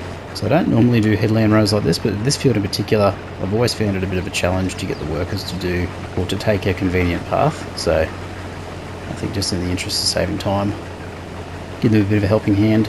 I mean, field 47 and 48 are probably better candidates to be joined, and then field 49 would potentially be better to build on, so a production point or something similar. But we're going to utilise it for farmland, of course, at the moment, and then we'll see what happens after that. Other things on the agenda today, so obviously we're going to get this harvest up, we are going to look to, actually what I can do before I forget is get our seeding happening simultaneously. So utilising 2 workers. So this basically gives us the opportunity to not minimise our downtime, so we're maintaining high productivity. Alright, let's get this guy in position. So I've just hit hire worker, send him away, and we are overlapping just a tad, but that's fine by me. Alright, let's go jump in the tractor, get that off the field, and we'll get this out of the way and ready for unloading, and then we'll go back to our combine. So the name of the game for me is to try and be as productive as possible, so utilising as many workers as we can, as is feasible. Right, that should be good to go, and we've got some egg pallets to move as well, so we'll get stuck into that probably for our next job once this guy has done a full lap. Now I'll probably send this worker off on a 45-degree run towards the bottom of the field and we'll just see what happens. So we've got plenty of room to turn around now, so that shouldn't be an issue, but I say that, I think I may find out, right? I think it's unavoidable that we're going to end up with areas that we have to go back over. So I think if we hit worker now, that'll give us roughly 45. Okay, this guy's blocked already. The new addition to the farm, the Dalbo Mega Roll. So we're actually going to put this to use on this rotation of crop planting, because this will give us a yield bonus. And I'm going to try and back this in. This is really not the tractor for this job, but we're managing. Oh, look, that'll do. Just get that out of the way. Now we should have more horsepower than the John Deere here, so... Alright, can we get any more chicken feed in? No, we can't, so we'll drop off into the silo here. So I was considering getting rid of this silo, just to make room for some more solar panels, but for us to repurchase this, we take a 50% hit on the sale price, and if we ever did want to buy another one, it kind of seems like a bit of a pointless exercise, so we'll just hang on to it for the time being. Alright, let's go and unload. So we should get a full bin here. Alright, let's get these eggs. Get these eggs moved. Now I don't know if we're going to be able to go much higher on this this stack, to be honest. We're really pushing the friendship, I feel, currently. Okay, let's see if we can't get that out there. Sorry if I go for another double stack. So we're starting to get our productivity up, which is good. This is how I like to play. We've got 2 workers working for us. We're doing a manual job. I mean, some of the purists will say you can only use 2 workers, 3 workers, no workers. Just use the workers you feel like you want to use and play the way you want to play at the end of the day. This is getting a bit sketchy. Right, should we go for another stack? I reckon we do.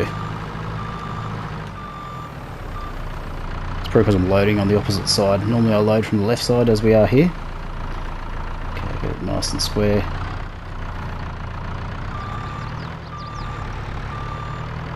So we're going to have to go to the front here.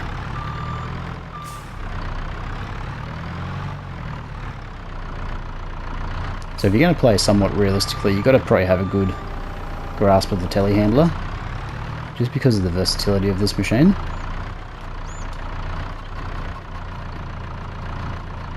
Alright, let's get it back a touch.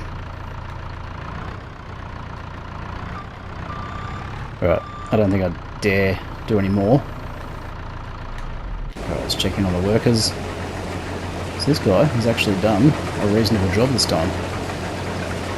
So I think doing that headland strip has definitely helped. Okay, let's get him heading over here.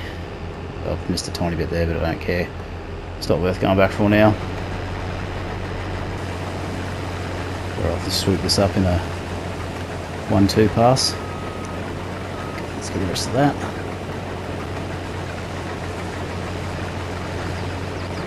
Now having this size combine is really helpful at this early stage of the game too. Because if we were doing this with the little Deutz-Fahr, it would take us forever. I mean, still doable, but not ideal. Alright, let's get this worker underway. How's that seeder going? Excellent. Little tractor. Still not convinced on the narrow tyres, Might have to see about that. Let's check the price of eggs. Yeah, so we're miles away from the best price, so I'm going to hold on to them for now. Well, we probably need another tractor, to be honest. So let's go have a look at our used vehicles. Still got that baler. So this will do a round straw, grass or hay, and it'll also do silage. I mean, 29,000. It's not a bad buy. Let's see what we can get the large tractor department. We don't really have the cash for a brand newie. Not a huge fan of getting a lease either. Fendt Vario, 415 horsepower, 339. I mean, would be nice. What about a 7R?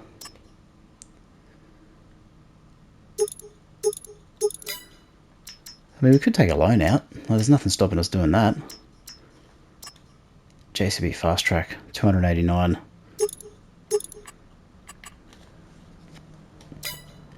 I mean, this is one of my preferred tractors.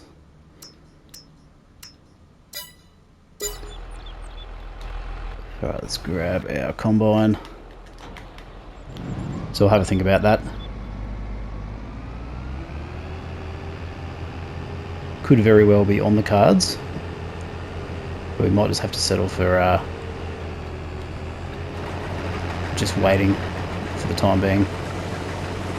Alright, let's get this guy sent underway on a worker. Okay, this guy is just trying to do that last little bit. I'm not going to worry about that. Let's send him over to the newly acquired fields.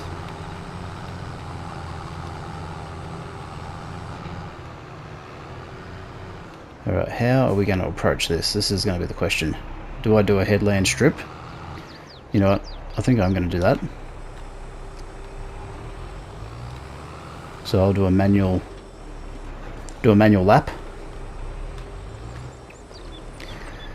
Turn on seeder, lower the seeder. So I'll do a loop around and then I'll send the worker off on the 45-degree run and then we'll see what happens.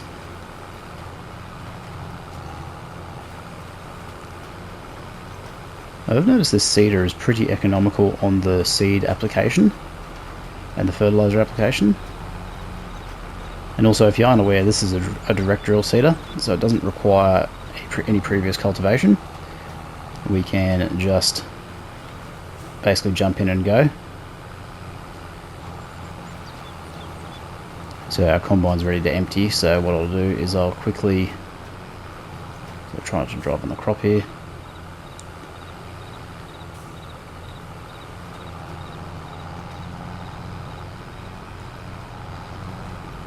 Just missed a tiny bit there, but I'm not too worried about it. So we'll do this headland strip, we'll join it up, and then we'll send the worker through.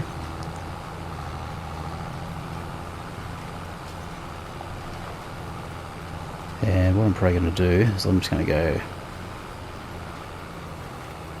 Let's lift the seeder. Probably just go for an adjacent run, coming back down this way. And we'll see how we go.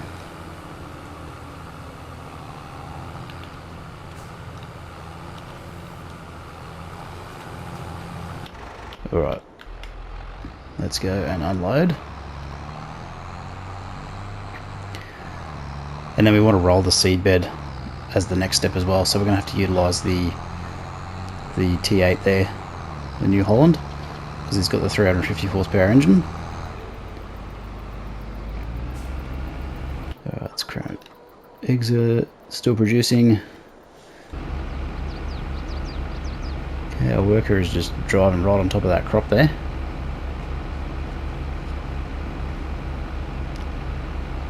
So we are going to have to come up with a solution for that, because that's going to be quite annoying. Oh, it's actually... Yeah, that's workers for you. Right, let's go. Let's just go from the bottom to the top.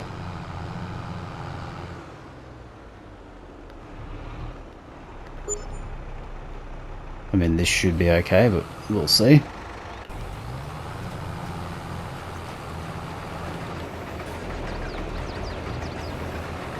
This is the other challenge.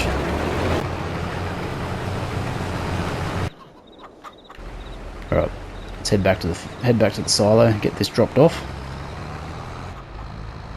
Alright, hopefully we can get the overloading trigger. Just. Yeah, we're pretty full there. So let's go and dump this into the silo. So this is where the silo is actually going to become more useful, I think, now. Because we've actually got some grain to collect. Yeah, we could really do with a couple more horsepower tractors for sure. High horsepower, I mean.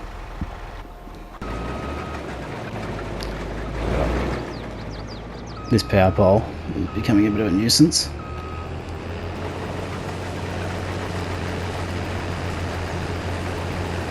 This is one thing I don't like about this starting farm area.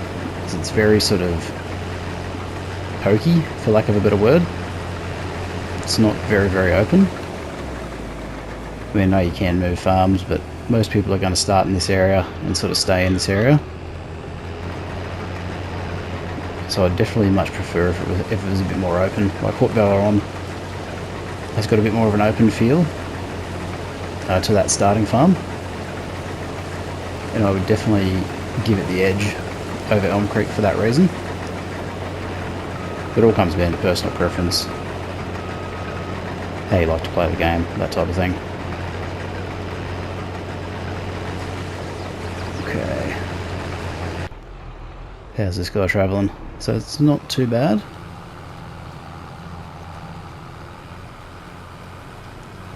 So I'm thinking that headland row's made definitely going to help here.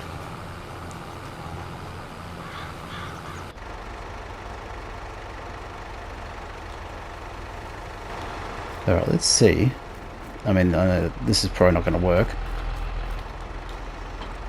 Let's see if this guy with the front weight will have any chance of pulling this roller.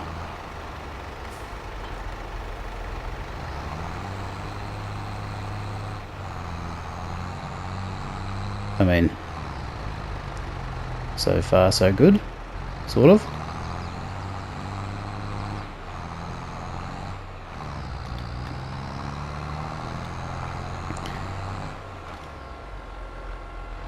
Now we were going uphill just a little bit, to be fair. Now I think this thing gets wider still. Yeah, so we've got additional rollers that come out. Ooh, we can roll going backwards too. That's good to know. Alright. World's second smallest tractor versus world's biggest roller. I mean, not officially. Don't quote me on that. I'm no Guinness Book of Records, but getting it done. So I'm wondering if this horsepower requirement recommendation is more for, yeah, obviously recommended. It'll still work with a lower horsepower tractor, but it just may not roll as fast as it possibly could. So if we just check the specs on this, so the mega roll should be going 12 kph, and what we're going 10. So it's 2 kph off its max. Is this actually? I just want to double check. This is actually giving us a 5%. It's only giving us 1%. Hardly seems worth it, really, doesn't it?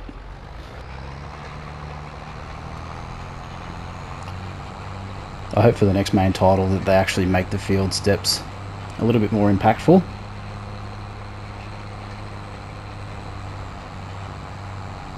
Like give it a decent yield boost, so it's worth doing. Because currently, like, I'd just avoid it, like a 1% yield increase.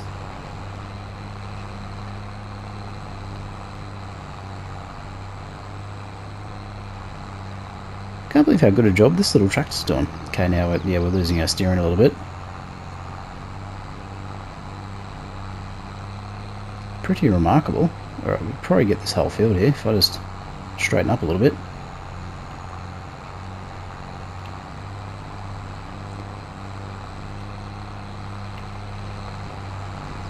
Bit of a sight to behold, to be honest. But we're doing it. So we're just 2k short, 2 kph short of our top speed. So I meant to put cruise control on there, not hire a worker.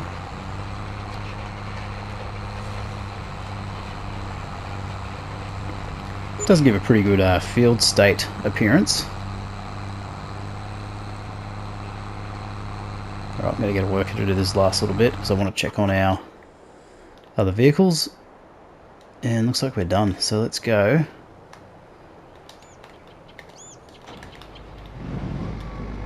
Let's go and unload. So we'll probably try and pipe out directly into the silo this time. And we'll do a bit of a stock take on.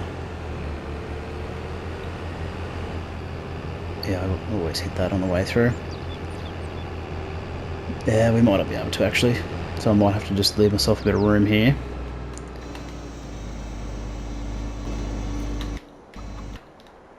Okay, let's fold the roller. Actually, little Valtra, where are you?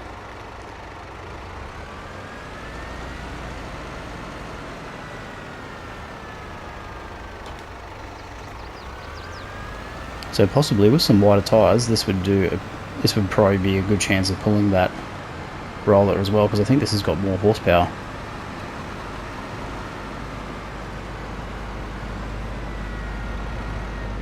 Okay, is that going to empty? Yeah, it will empty if I get it in the right spot. Okay, excellent.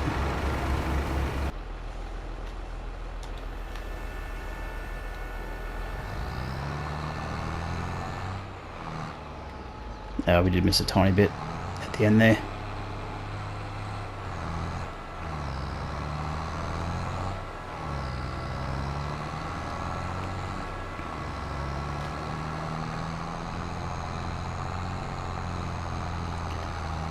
Little John Deere putting in the work today.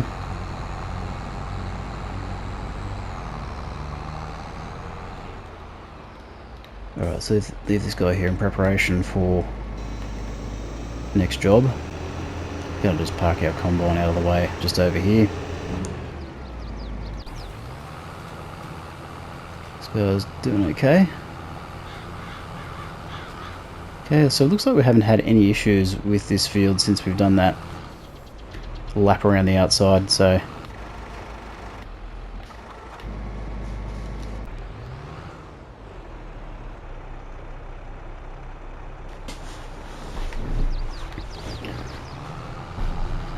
alright, just got this final little bit to do here, so we'll get the worker back onto that.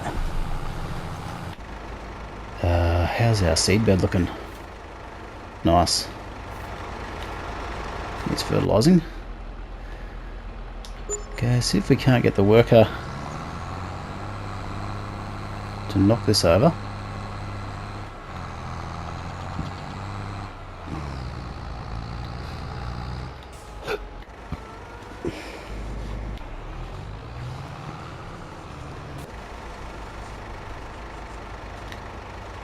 You know what I'm going to do? I'm going to whack some wider tyres on this Valtra. So we just need to drive back to the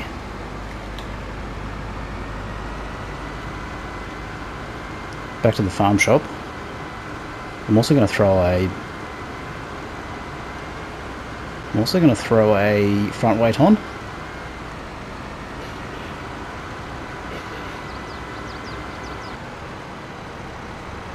Got a bit of a tailgater. I'm watching you, mate.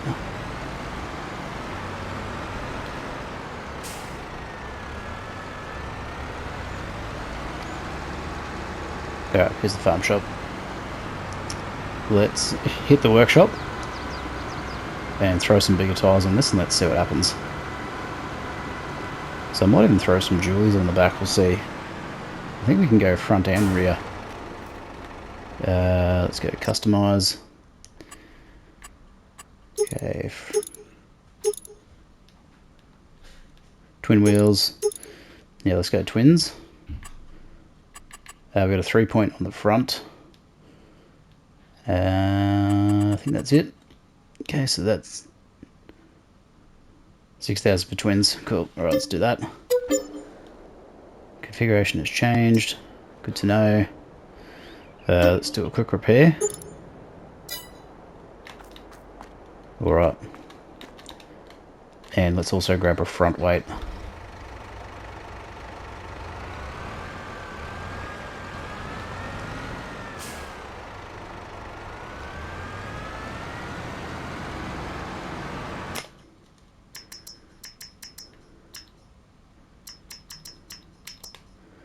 So let's go a...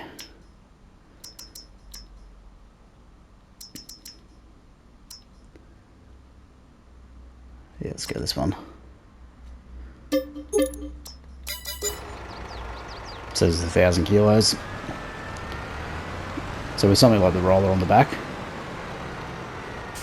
Okay, that was the world's worst 3-point turn, but anyway.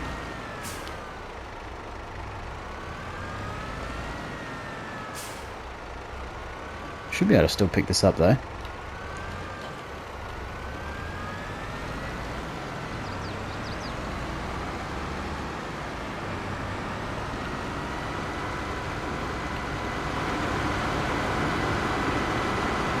King of the road.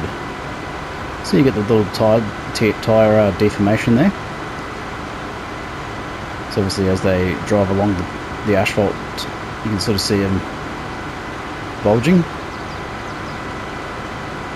Nice detail. Alright, let's see if this thing will actually work.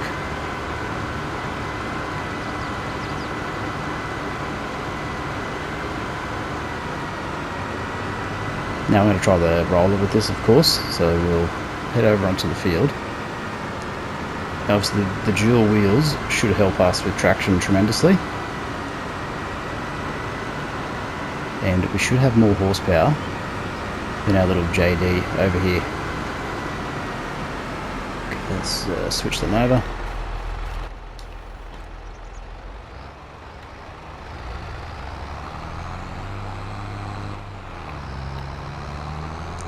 So we'll go move him back to the main farm, just park up for a minute.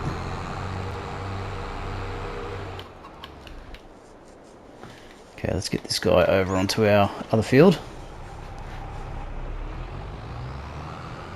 And then I'll get cracking with the rolling.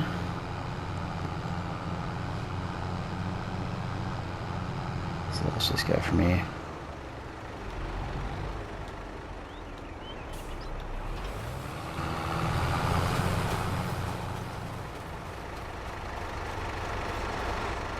Alright, anyone's guess what's going to happen here, but we'll see.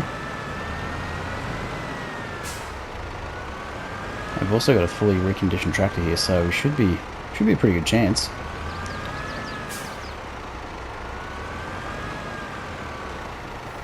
Alright, so the roller is basically ready to go straight up.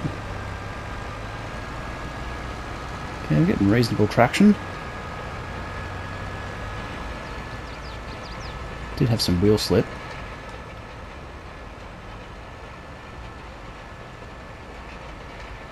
Yeah, we're managing so far. I mean, the best thing about this thing is the massive working width.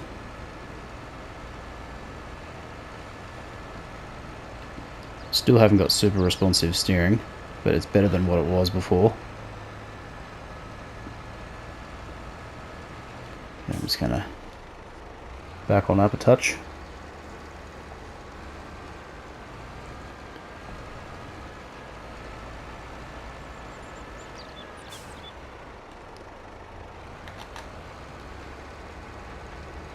Yes, this is where the large tractor would just be able to put its power down better.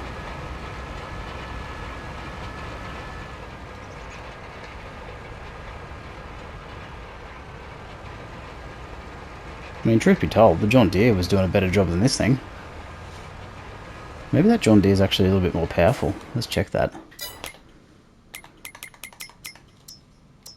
Ah, because it's a medium tractor, 175 horsepower. Yeah, it's going to be better any day of the week. Alright. So what I should probably do is get some bigger tyres on the JD, to be fair.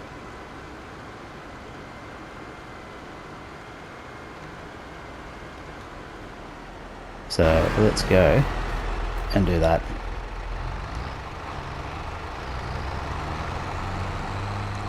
I mean, I think this might already have wide tyres, so that's probably what gave it, well, the 175 horsepower definitely would have helped. Having the wider tyres probably also helped as well. So let's go and do that, and then we'll see what happens.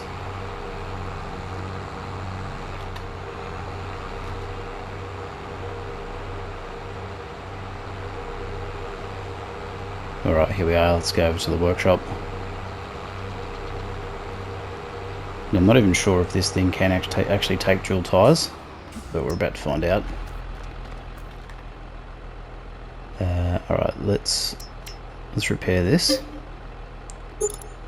Yeah, let's customise. So, wide tyres, narrow tyres, rear twin, 10 grand. Yeah, let's do it.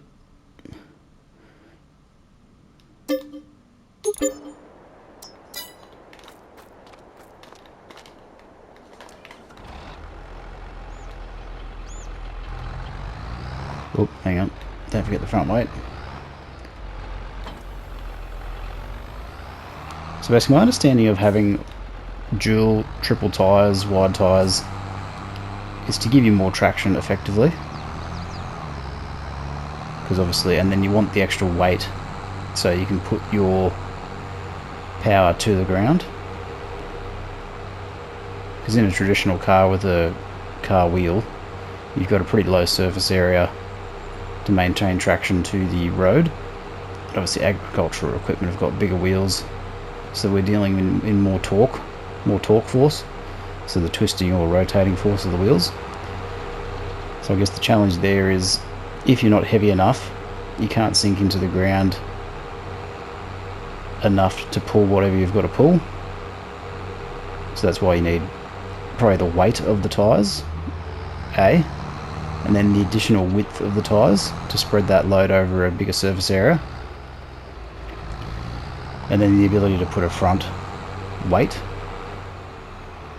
and then obviously the weight of the tractor as well. So if we're dealing with a large tractor, medium tractor, small tractor, there's only so much downforce they can generate based on their size, and obviously the size of wheels they can take. So like Big Bud's a good example. So it's a triple wheel setup. I think it comes standard in double or dual.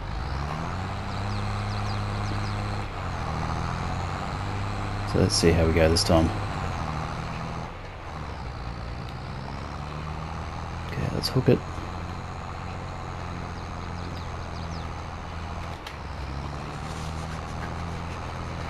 So we're actually getting a bit more speed out of it, but we are able to pull this reasonably well. You know, this would probably do a better job of towing the seeder rather than this, because that's a 270 horsepower seeder. Well, that's the requirement anyway.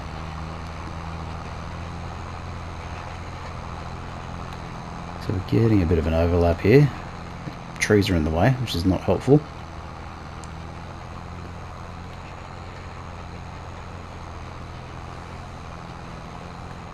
But a big working width, I mean, it's self-explanatory, right? The time saving. Still only managing 10 kph though. You know what I'm going to do? I'm going to switch out this tractor for the bigger one. Where are we? So let's dismiss that guy.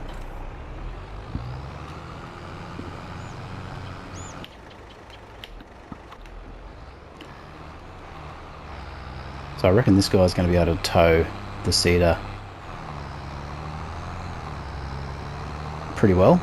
I mean, if you can pull the roller, surely it can pull the seeder. Let's lift that up. So I'm just going to have to do a loop around here.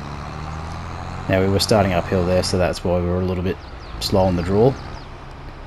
But if I line up just here, hit worker, that should give us the nice little overlap. Okay, let's get this guy. So it just makes sense to switch them out because of the horsepower difference. Yeah, there we go. So we were able to get up to a working speed a little bit quicker.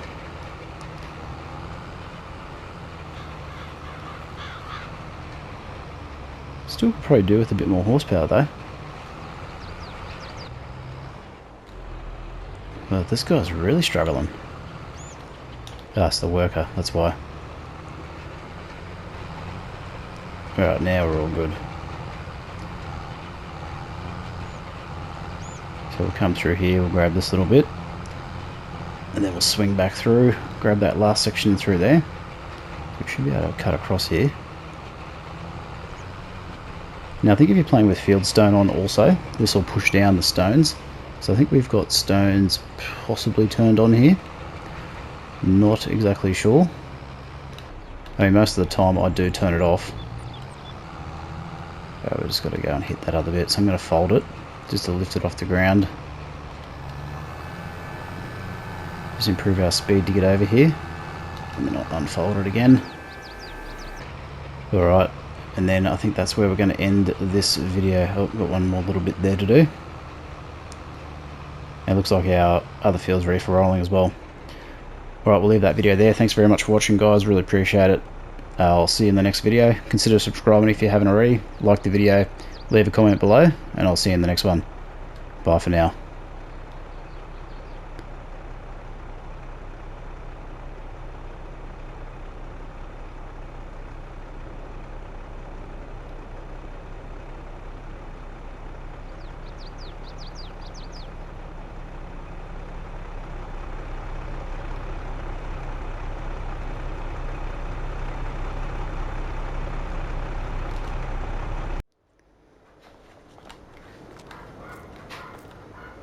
Okay, I do not know. We've got some sort of disco lighting happening. Okay. Not quite sure what's happening here.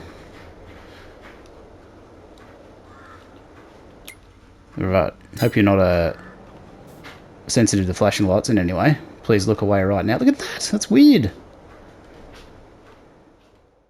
Hey guys, welcome back to AF Farms for another episode of Elm Creek on our new Farmer series. So we've made a few changes to the gameplay settings, so you can see we're in winter and we've changed our fixed visual month to match the season that we're in. So what I was finding is I've had it set to July as a fixed visual month, however it was looking darker than I feel like it should have been, and I realised I hadn't turned off the fixed visual month. Another thing that we've turned on is lime, weeds, ploughing and fieldstone. So those are these settings in here under crops and growth. So we've got crop destruction, periodic ploughing, fieldstone, lime required, and weeds. So these are all set. These are all turned on now. So all of these are now set to active or on. So we're going to play with those on from now on. Alright, so carrying on from where we left off last episode. So we have planted wheat in field 47, 48, 49, 46 and 45.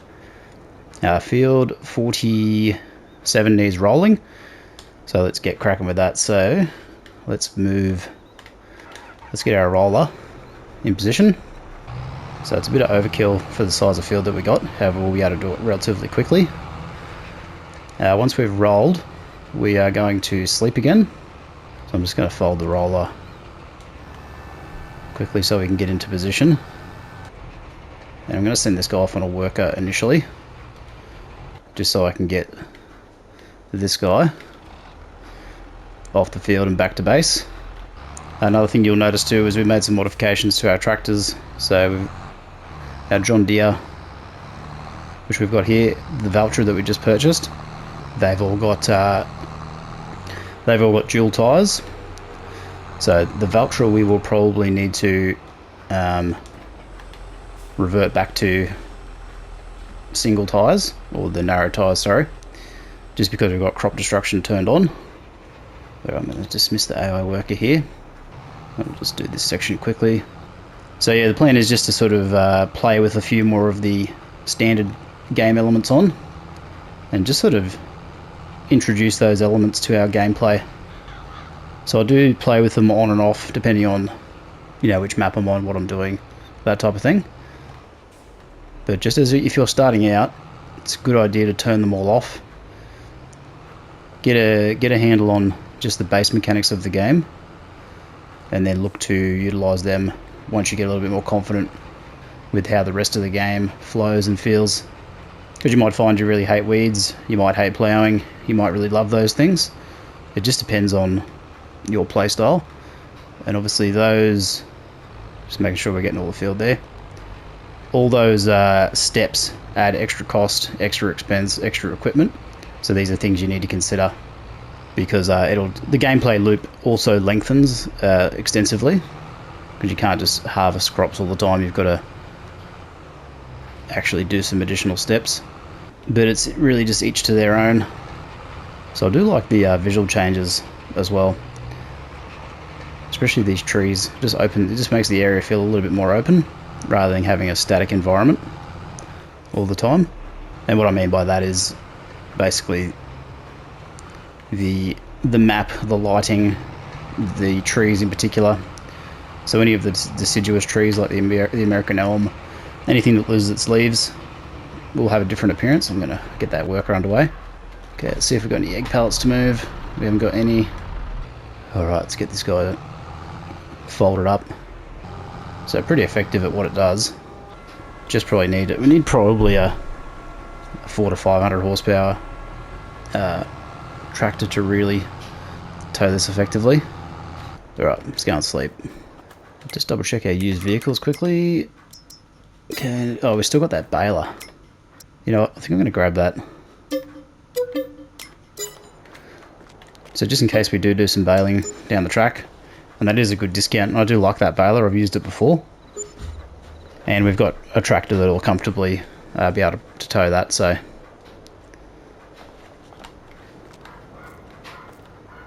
Okay, I do not know, we've got some sort of disco lighting happening. Okay. Not quite sure what's happening here. Right, hope you're not sensitive to flashing lights in any way. Please look away right now. Look at that, that's weird. Alright, I'm going to try and sort this out. Give me a couple of minutes. Alright, we're back. We've sorted it out. Just had a bit of a glitch with the fixed visual month. So I just turned it on and then turned it off again and then back on again. Okay, that's growing. It needs lime. Oh, Fendt Vario 900 MT. So this is 200,000.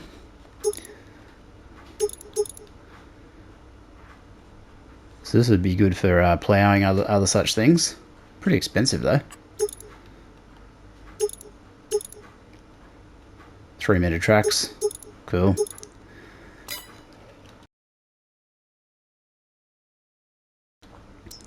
Would be a nice to have, but not really needed at this stage. We've had this again. This is not part of the horse pack, by the way. At least I don't think so. I mean, unless I do have the horse pack. I don't think I do.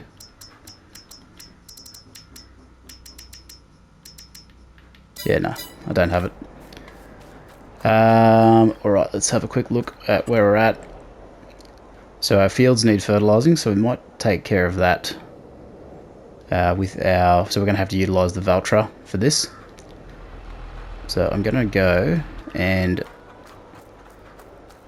change back to narrow tyres, because now we've got crop destruction turned on. So where is that? This guy here. So if we are going to get into the habit of changing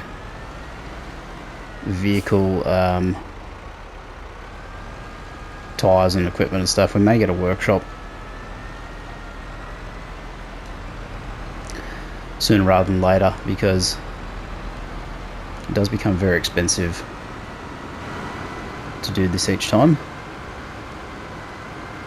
Alright, I'm gonna head down there. I'll meet you guys over there. We're holding up traffic again.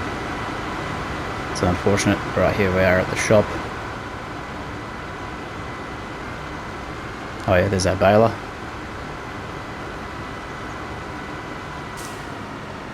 Now you do need the narrow tyres, I believe, to mitigate crop destruction.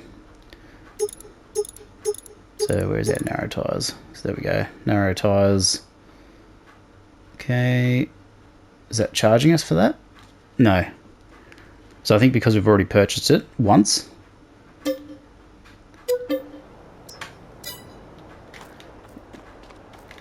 we basically don't need to pay again, which is handy.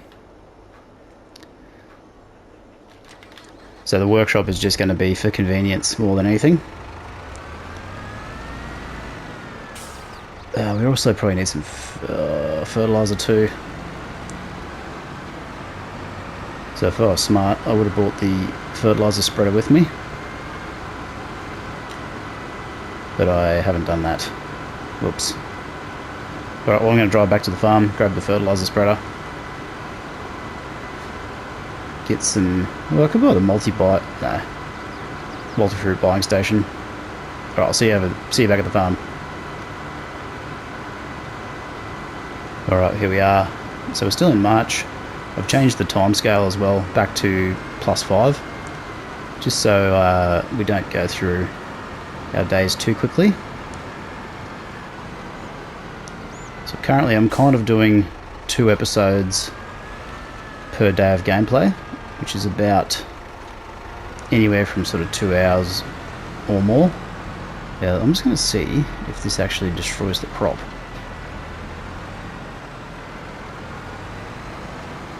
Okay, so it doesn't matter where I drive. Now just, let's see if this will do it. Just out of interest. Let's see if anything with wide tyres is likely to destroy it, which I think it will, so let's see.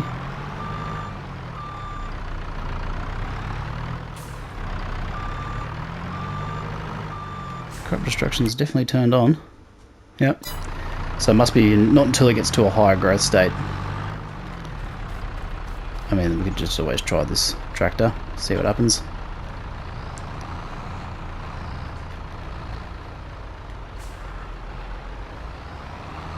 Yep. So it must be not until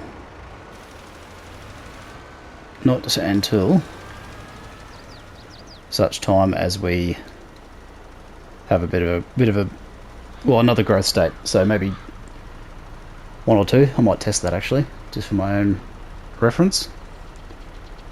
Alright, let's let this guy do his thing. Okay, job done. Let's go and do our other 2 fields.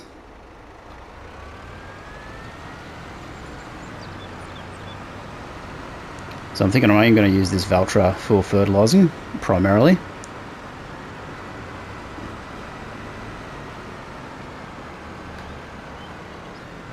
Alright, so I'm just going to go and do I'm not worried if I get all this crop, I just want to get the majority.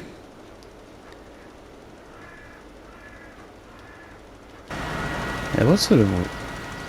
So it needs lime. I don't know if we can throw lime out now. I think for the next harvest cycle, that's what we'll do. But for right now, we're just going to leave it as is. Because we don't quite have all the equipment necessary to do all the jobs that we've got to do. But I just want to boost the yield just a little bit. Alright, send this guy roughly down the middle.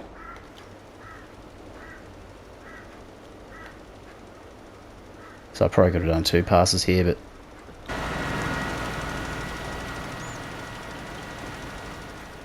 So I'm expecting to see some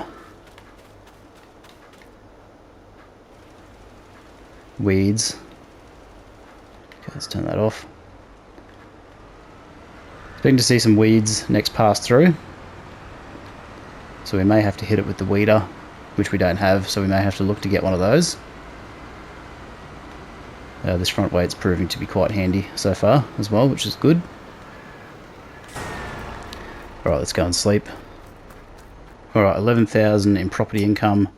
Check our used vehicle sales. We've got the slurry tanker, which we don't need to worry about at this stage. Okay, what do we got? Growing, needs lime, needs ploughing, so don't need to worry about that at the moment. Let's go and just quickly... So what's the yield bonus we're looking at? 83%. In the middle it should be closer to 68.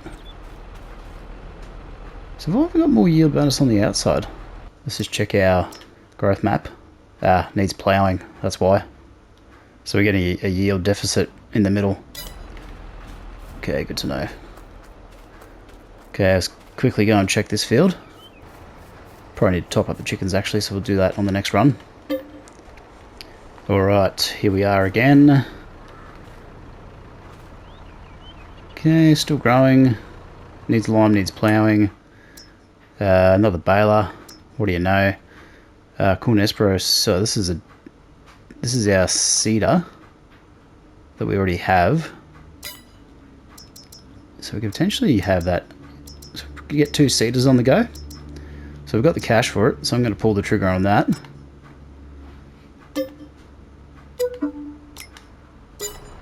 And I think what we're going to do this time is we're going to bale the wheat, bale the straw out of this wheat harvest.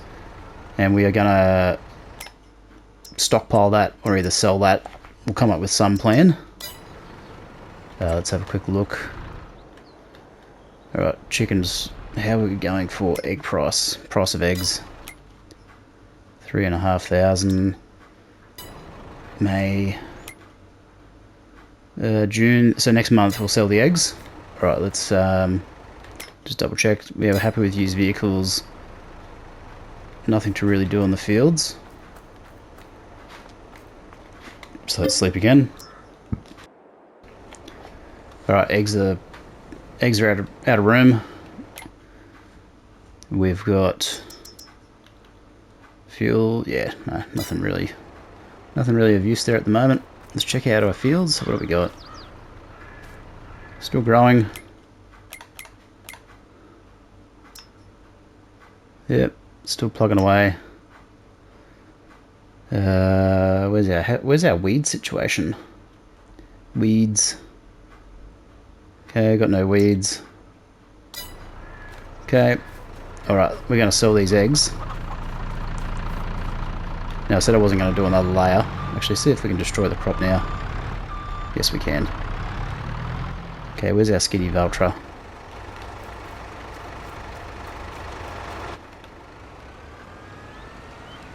So once we get, looks like 2 growth states. It's 100% fertilised. So let's see if these tyres will do anything to destroy it. Okay, so narrow tyres we can do any day of the week. Cool. Good to know. So that little mishap there was just for testing. Don't blow me up in the comments, you purists.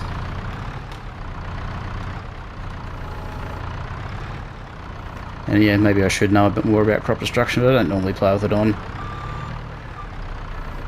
But just to change things up, make it a little bit more realistic. Tell you what's unrealistic is this, the height of this stack of eggs. Something tells me this is going to go pear-shaped.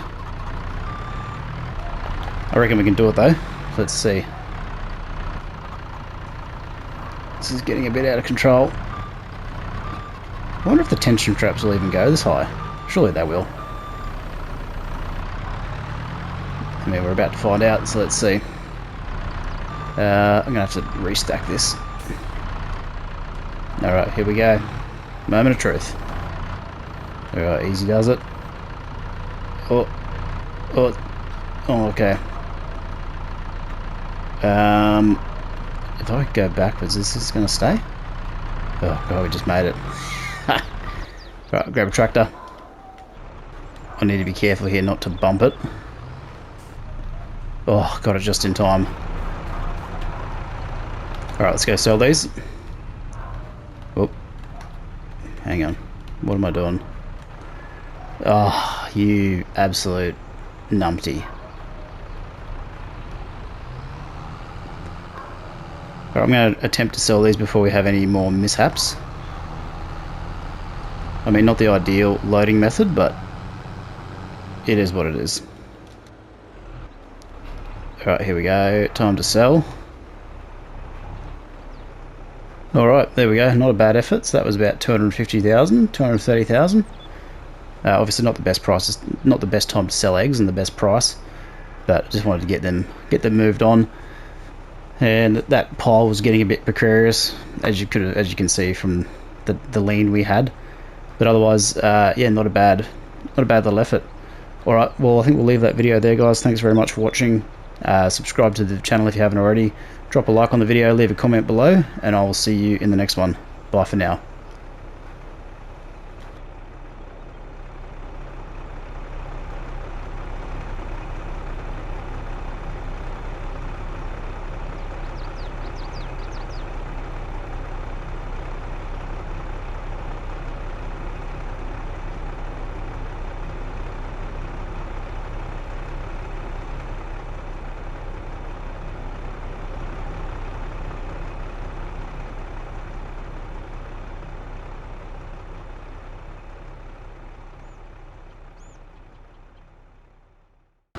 So I'll let this guy head off on the worker for the moment.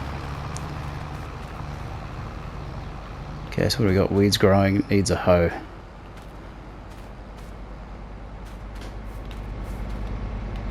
I could say something less than appropriate there, but I'll leave that one alone. Hey guys, welcome back to AF Farms and welcome back to Elm Creek New Farmer playthrough. So we are starting off today with topping up our greenhouses. So we haven't done this for a few days, so I'm expecting them to be quite low, so we'll go on to tend to these quickly. So we've got our wheat planted on the go, just awaiting a couple more growth states. So these are actually quite a lot lower than I thought. Actually, they might even be empty. Yeah, so we've got our wheat planted, it's growing, it's fertilized, ready to go. Haven't had to deal with any weeds or anything as yet, so we've recently just turned those settings back on. So what I'm going to do is I'm going to park up here, let this fill, and then what I'm going to do is I've had a bit of a, so let's just jump into the build mode so we can have a fly through. I've tidied up the farmyard a little bit, so I put some things into storage here. We've got the grain feed for the chickens. I've moved the low loader out the way, and I'm going to use our auto loading trailer for the eggs, so we'll see how that goes. I'm going to utilize the low loader potentially for some big bags, so fertilizer and seed potentially, so we might do that today as well. But one thing I've been thinking about doing for a little while is extending some of these fields. So what I'm going to do is probably extend this field, put a bit of a curve in it, bring it out to about where this question mark is, and then curve it back in this way, and then go from there. So it just gives us more farmable area, and I'm probably going to do the same just here. So I'm going to bring this curve around and line it up with this dirt track just to extend it. Like realistically, I could probably even extend it into here as well. So that's a bit of the plan today. So we are actually, what I'm going to do is I'm going to sleep, see if we can land anything interesting in the used vehicle sales. So we've got a Profi liner, so this is not auto load, but this could be good for big bag transport. It's only 16,000, so I'm going to grab that, and we're going to go the Krone brand. Right, let's grab that. High dump bucket, we don't need that. Okay, let's dump a bit more wheat into our chickens. Okay, let's grab our T8, and we'll grab the lizard subsoiler, and we will have a crack at expanding these fields. So obviously I've got some crop in there at the moment. I probably should have done this before I planted it, but not too big of an issue. The other thing too is I've got crop destruction turned on, so this is going to be slightly more difficult than it otherwise would have been. So I'll probably lose a little bit of crop here, but at the same token, you know what? It is what it is.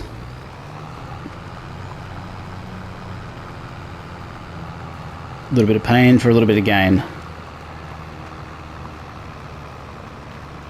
So I'm thinking I'll probably bring it out to where this question mark is, and then we'll bring it back sharply into here.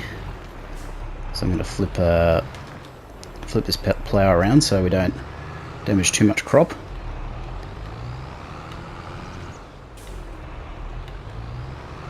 So the good thing about this plough is we can plough backwards as well as forwards. So let's see if we can't square this off. Great. Alright, we didn't have too much of an issue there. So we will lose a little bit of crop here. After the harvest, I will come back and just fix up these edges a little bit.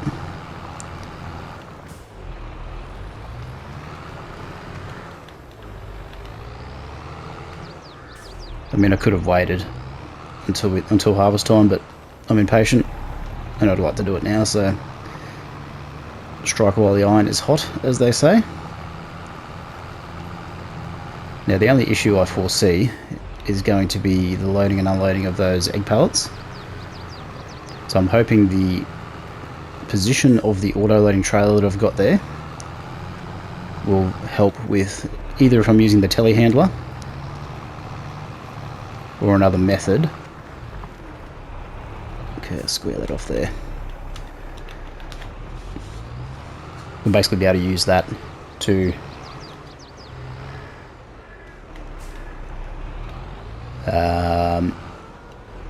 collect those eggs. Alright, so what I'm going to do is I'm going to sacrifice a bit of crop here just to get this angle a little bit more uniform. So let's go allow create fields.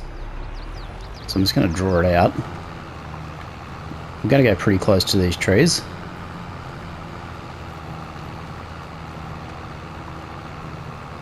So look, you don't have to do this, but this is just something that I like to do.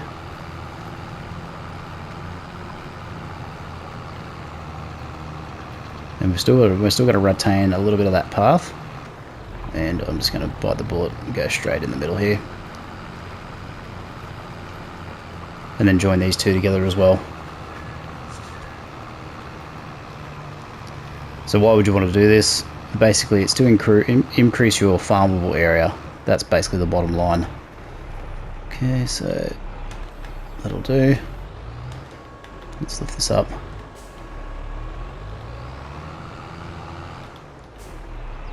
So I think eventually what I'll try and do is I'll purchase field 50 and 51 as well, and I will join them together, which is what I've done before in other playthroughs, and then that'll give us a pretty large farmable area. So let's get this plough in.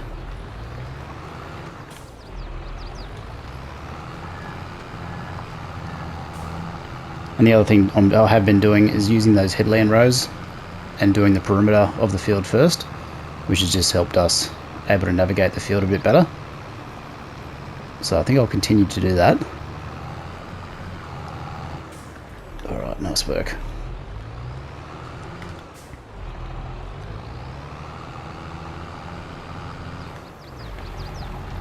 And we've still got a bit of an access road, which will swing round to the right. So when I say around to the right, what I'm talking about is through here, down this way, and then up this way. So we'll look to probably join. We can still drive through here. It's wide enough, and then we'll probably look to clear out these trees. To be honest, so that's going to be another job for us, and I've got the perfect tool in mind for that. All right, let's lift this guy up. Alright, what I want to see is if this auto-loading trailer will auto-load from this position to pick up those eggs. So I've got a feeling that I need to be connected. Let's have a look here. So if I'm connected and I grab the telehandler,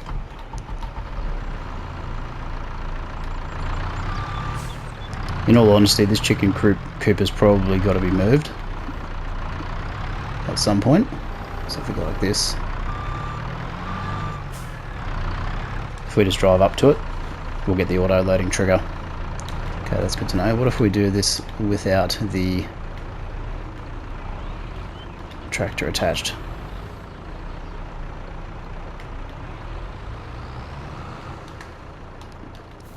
Because if we can do it without the tractor attached, it'll just speed up our stacking, because obviously we're not having to finesse the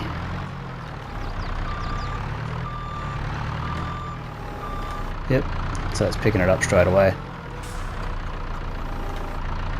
So even if I do this, I won't drop it in there, but not pretty, but okay, cool. Right, let's see if we can't go and pick up some seed in the low loader. What I was hoping is we'd be able to connect this, but I've got a feeling we're not going to be able to. No. Alright, not to worry. That'll be a job for possibly tomorrow. Okay, quick recap. So we've got a bit of a field extension happening. So we'll fix that up once the crop is harvested. We'll do the same here. Truth be told, we could probably... yeah, we'll just leave that for now. Field 50, how much is field 50? So I think field 50 has got soybeans on it currently. 114,000, let's buy that. Let's go and have a look. Okay, soybeans, we've got soybeans here. We've got our wheat. And yeah, that'll be part of our field expansion. Right, what I'm going to do is I'm going to sleep. So if I get into a vehicle closer to the house, what I should do is actually get a vehicle and park it just here, just as a trigger point to get into the house quickly for sleeping. 15,000 property income, still growing, no weeds as yet, as far as I can see. Yep, one more day and that'll be ready. Soybeans are ready, so let's go and get them up. Now we should be able to drive down that ploughed path we just put in. So that'll help us in this harvest. One thing that you can do is get rid of this little bridge here. So you don't get any money for it. Just means every time we drive through this little dip, we're not going to run into... not going to run into it. Alright. Let's get our harvester cranking. So I'm just going to go straight across here. While we're doing that, let's have a quick look at the used vehicles. So we've got a forage wagon. How much is that? 50 grand. We'll have a look at that in a little bit more depth. And just admire the combine doing its thing. I mean, nice animation for PS5 anyway. PC graphics are a little bit more high quality. Alright, make sure we don't drive in the crop this time. So I'm just going to divide this field up into basically two parts.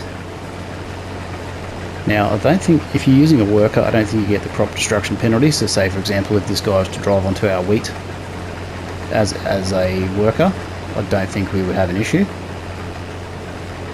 But just to preempt that being a problem, I'm just going to do a headland strip here. Then go along to our left. And then send him back the other way. Alright, let's dismiss that worker. Alright, and we'll line up now for a worker to do the remainder of this section. Alright, eggs. Let's go and load these eggs.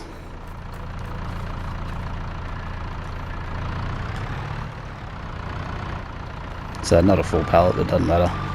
So I think if I just do this,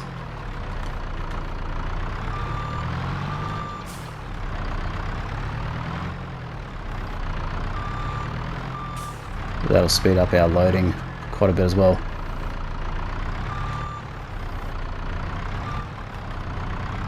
If I can get my forks out. Okay, good stuff. Okay, I've driven on the crop here, but I'm gonna corner off this field a little bit. Alright, let's go and meet up with our combine. So I'm going to take it around on the roadside, and then we'll swing back through. Hopefully we don't hit this bridge with our wide wheels. Truth be told, we probably don't need to unload, because this usually soybeans are pretty low yielding crop. So if we just jump into the combine again, yes, we've only got 4,000 litres so far. Not a huge amount. So let's just check our fertilisation quickly. Still needs lime. Alright, forage wagon. So, I mean, this is a good price actually. What's the discount on this? 56. That's yeah. I'm gonna grab that. So let's buy that. Wheelie grab, we don't need that. How's the chicken feed looking? 6,000. What we probably need to look to do is, yes, I'm going to leave this for the moment. Oh yeah, so see this. So we're not getting the crop destruction because the worker is doing it, but if that had been us driving, we would have got the crop destruction there, so good to know actually. What else can we do? Let's go and top up our greenhouses. So this should be full. I mean, it'd be good if we could get a truck soon. That would be very handy. And possibly a forklift or a second telehandler. So I want to keep one potentially stationed at the store, so I can load up big bags and stuff. I mean, not critical, but it would be nice to have. Right, might have to do 2 passes here. So we're just topping up a little bit each one. Okay, that combine's done. Alright, so I'm not going to worry too much about a little bit too early on the draw there. Let's get a bit closer. So I'll let this guy go off on a worker. We'll go and check on the greenhouses again, so they're empty. Let's go and refill. So while this guy's refilling, we should be able to get back into the combine. Just in time. So I'll take over from here. We'll do a headland strip up the end here. Oh, what's going on there? Missed a little bit, dude. That might have been me actually, truth be told. There we go. Okay, let's reverse. Just make it a little bit easier for this combine to turn around on the return run. Alright, I have to move this dude. Alright, let's check out the field condition currently. So what do we got? It needs lime and probably ploughing, so let's get our plough on. So this guy's going to be filling for a little while, so let's grab the lizard subsoiler.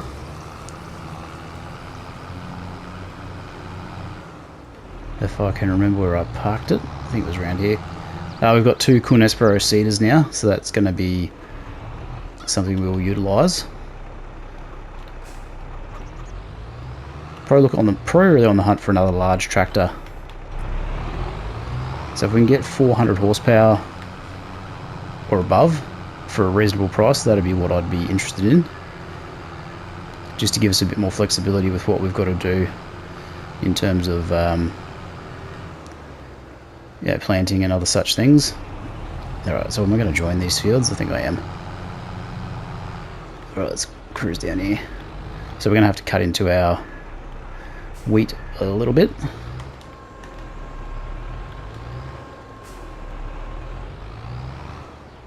Okay, so let's allow create fields, lower.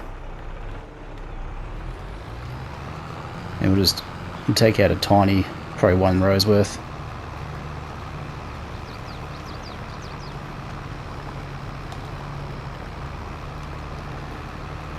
So I've got a tutorial on how to restore the ground state, so how to put these tracks in, so how to make them look like they were always there. So if you ever do this and you want to restore it back to the way it was, I mean, it won't be exactly the way it was, but it's pretty close. Plus you can just start to build your own farm roads and tracks, which is really it's encouraged by the developers, and you can sort of see the clues in the map setup for that. Oh, don't drive that way.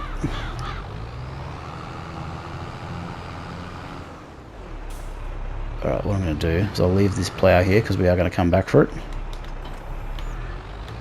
Let's go and top up these greenhouses. So, truth be told, I should probably go this way because it will be quicker.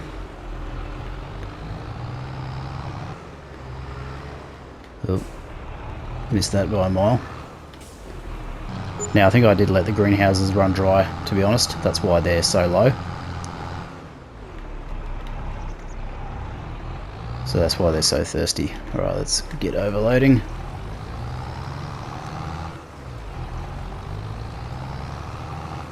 Now my understanding is once they go empty with water, they shouldn't actually have any productions visible. So they're full, those ones. Like the lettuces will just go to dirt to signify that nothing's being produced. Okay, so this should service these two. Alright, let's get this refilled. Let's head back over to where our subsoiler is. And we'll get cracking on that ploughing. And our combine is due to be emptied, so let's do that first. So we'll jump in this guy, dismiss the worker, try and negotiate. Actually, what I'll do, I've done this before, is you just drop the header off. Allows you to swing in, do this a little bit easier. Alright, let's continue. Alright, stuff. Okay, let's get cracking on this ploughing. So we're going to go limit to fields. So just to double check. Yeah, that's what we want. And we'll get started on just doing this row, and then it'll do a headland row each way. And then I'll set this off. No, actually I won't do this with a worker because the worker will likely I'll forget about it and they'll plough their way into the wheat and we'll have a ruined crop, so I don't want to do that. So let's just stick to doing it manually for the time being.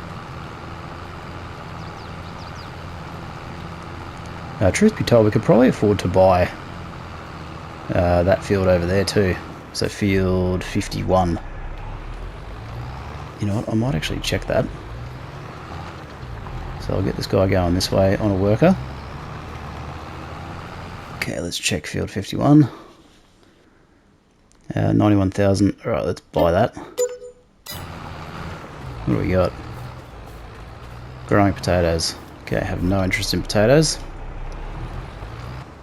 So what I'm going to do is I'm going to plough these out. So I'm going to make sure we're getting the whole field here. And I'm going to join them together. So if we go... Okay, this guy is good. So we could probably look to lease another plough actually, but we'll see how we go. But we're gonna join all these fields together. That's gonna be our game plan. So I'll let this guy head off on the worker for the moment. Okay, so what do we got? Weeds growing, needs a hoe.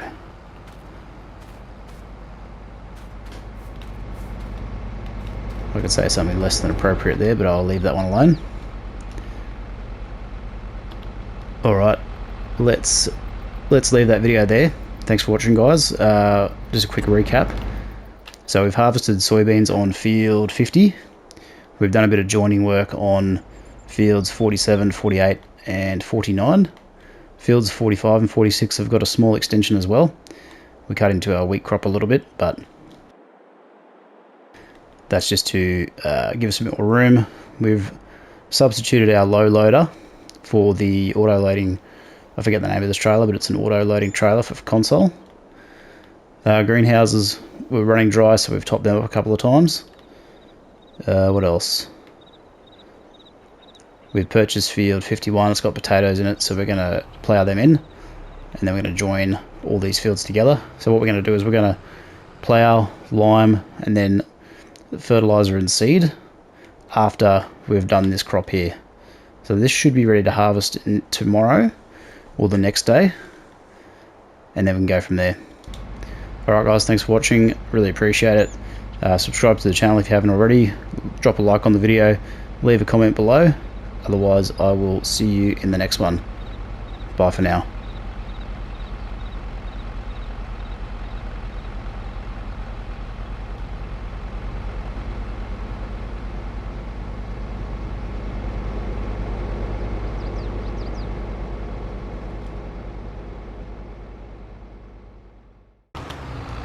So we've got the class 455 Unirap Roland. So this will do silage bales. So you can see the wrapper on the back there. And not wrapper as in yo yo yo wrapper. It's a bale wrapper. That's a joke, by the way. Feel free to laugh at that one.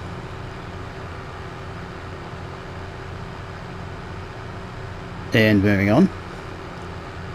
Hey guys, welcome back to AF Farms for our new player series on Elm Creek. So our wheat is ready. So we've planted fields 45 and 46 with wheat. We've done a bit of an extension in preparation for expanding that field. We've done the same over on field 49. So we've got wheat here as well. We've got wheat on 47 ready to go. We've got soybeans we just harvested on field 50, which have got some weeds in there. And now we've got field 51, which had potatoes, but we've ploughed that in. Alright, so let's get cracking on this harvest. The other thing we want to check straight away is used vehicle sales. So we might have some good options potentially, which we don't. What we're on the lookout for is a tractor primarily.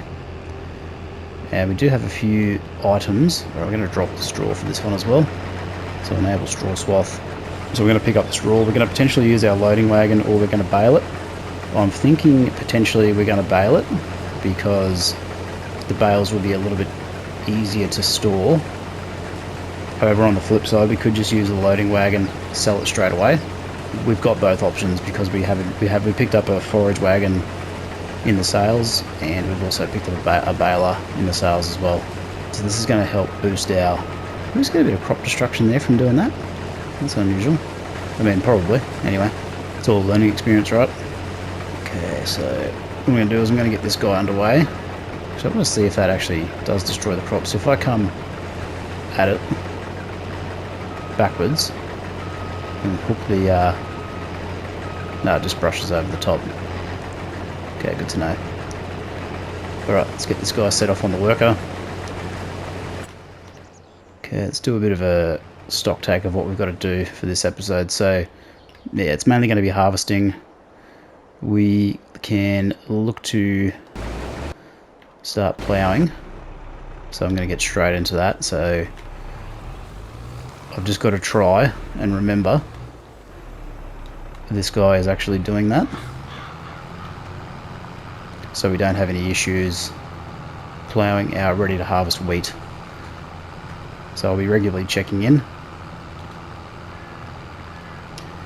making sure we're not going to cause ourselves an issue, and then we'll come back through and join those fields actually, so we'll do that as well.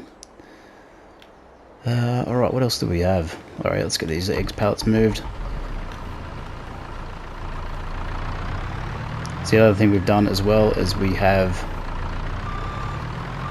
utilised this auto loading trailer. So what I can do is I can just basically position the pallets close to the side, and we're not going to have a disaster like we had the other episode where we tried to make it work, but we had a whole stack of pallets fall over. Right, let's check the price of eggs quickly, because I think we're getting into a good price zone in October. So November, which is 2 months away, is the peak price. So we'll hang on to those eggs. Let's just see how much food these guys have got. So let's top them up. I think we should have sufficient wheat in our silo. So we've got 27,000 litres. So let's drop some of that off. We're going to need to get a lime spreader, so we'll go shopping for that in a second. Alright, helps if we line this up correctly. Haven't had the best reversing skills of late, I must say. So we'll just go full whack of wheat here. That should be all done. Overload. That's pretty to stop filling. Anyway, that would have been a disaster. Chances are it probably would have just overloaded back into the silo, which wouldn't have been too bad. But just got passion fingers at the moment. Come on, where's this trigger? There we go. And yeah, we're due to... Oh, that didn't take very much at all, did it? Right, I'll get this guy unloading, and then I am going to check in on our ploughing. So one thing I am noticing with the lizard subsoiler is we are getting these patches that are missed. So I don't know what that's about. Okay, this guy's going to be needing to be emptied soon. And we're going to need to get this straw up as well before we can reseed. So let's have a look at the large tractors. We have medium tractors. I'm thinking I'm going to buy one of these outright. I'm going to have to take out a loan, but I'll be able to make it work. 233. Okay, let's go get our combine. I'm going to have to drive around the long way here, aren't I? Another thing I've got to keep an eye on is fuel usage as well, so making sure we're not going to cause an issue for ourselves with the fuel. So what I'm going to do here is I'll just park up there, dismiss the worker, drop the header off.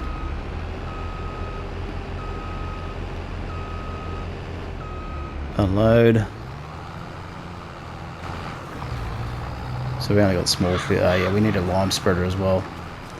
So we're going to need quite a bit of lime. So let's have a look at lime spreaders as well. So we want one that'll do... So this will do fertilizer and lime. This one will do 15,000. Same sort of spread.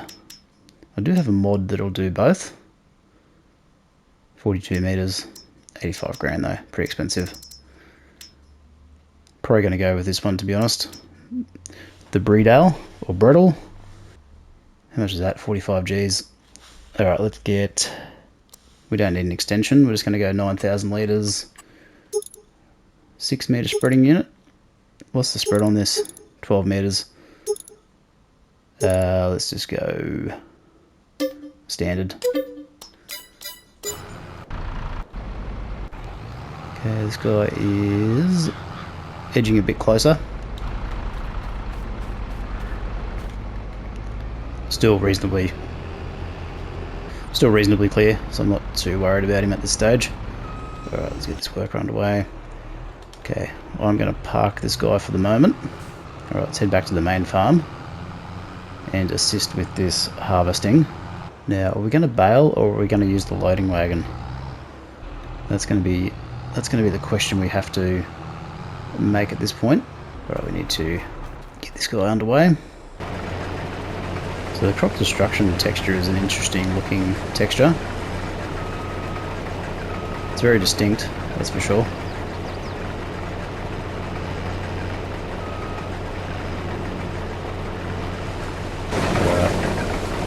Let's get this guy out of the road. Probably not going to get away in time, but might be lucky. Now I think the loading wagon is going to be quicker.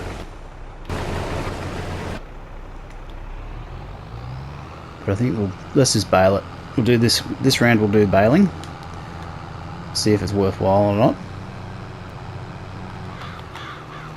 So I'll see you guys over at the shop. Right, here we're coming up to the shop. Haven't been here for a little while, so I've actually forgotten what I've purchased. Alright, so what have we got? We've got a loading wagon, we've got a Profi liner, which I think we're going to use to transport big bags and other such things. We are going to bale in this instance. So let's grab this guy. We were considering selling those eggs. I think that was this morning. So we've got the class 455 Unirap Roland. So this will do silage bales. So you can see the wrapper on the back there. And not wrapper as in yo yo yo wrapper. It's a bale wrapper. That's a joke, by the way. Feel free to laugh at that one.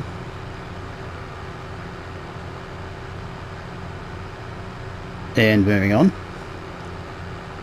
So this one will do, yeah, straw, hay, grass, and, well, silage. So, okay, let's get our combine moved. So we're just going to send him off straight away, get into this field. Now hopefully we can fit through this gap. I don't think I've been here through here before. Doesn't look like I have, actually. Should be able to massage it through. Something tells me this is not going to work. Alright, let's go through the other way. So my other plan is to delete these trees. So I'm going to get the Lizard T-Rex 600. So that's a tree mulcher. It's a mod. I love it. It's probably one of my favourite bits of machinery in this game, because it makes deleting trees an absolute cinch. Alright, what I'm going to do is I'll cruise up this way. I'll do a little bit of a headland strip and then send the guy off on a worker. And then I'll start baling. So the other thing we're going to need is a bale trailer.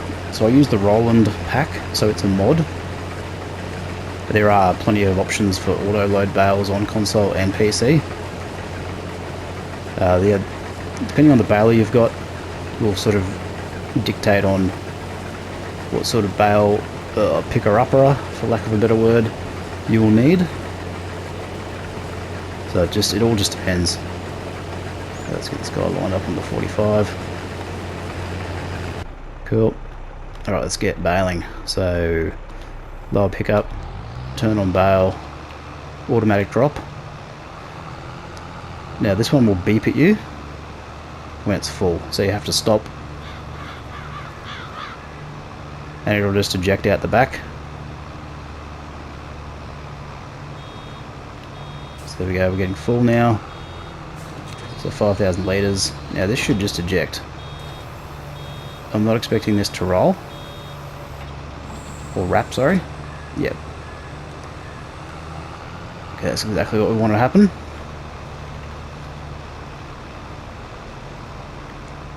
Alright, I'm going to do this quickly, and then we'll periodically check in on our harvester. So we can probably do that now, actually. So how is he travelling? I mean, as long as he can get most of this stuff without too much issue, I'll be pretty satisfied. Alright, let's carry on. Alright, I'll see you guys in a few minutes.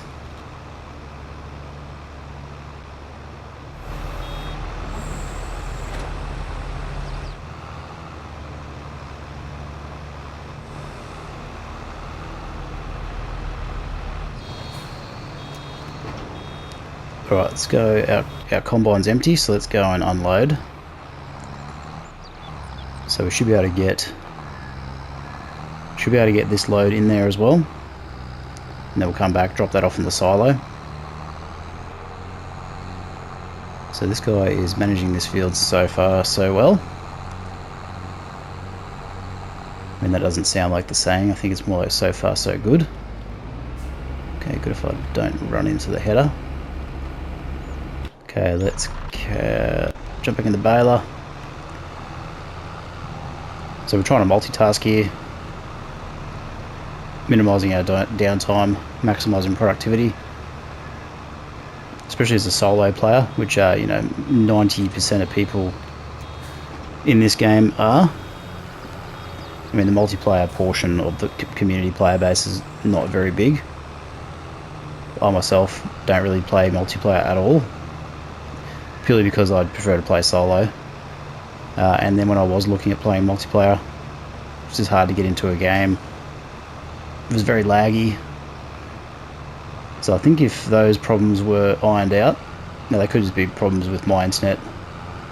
Other people that might not have that experience. Doesn't that look, that looks like a proper farm, doesn't it? Just those straw bales chilling. Okay, let's lift the pickup, head on over to field number 2. And we're just going to jump straight in.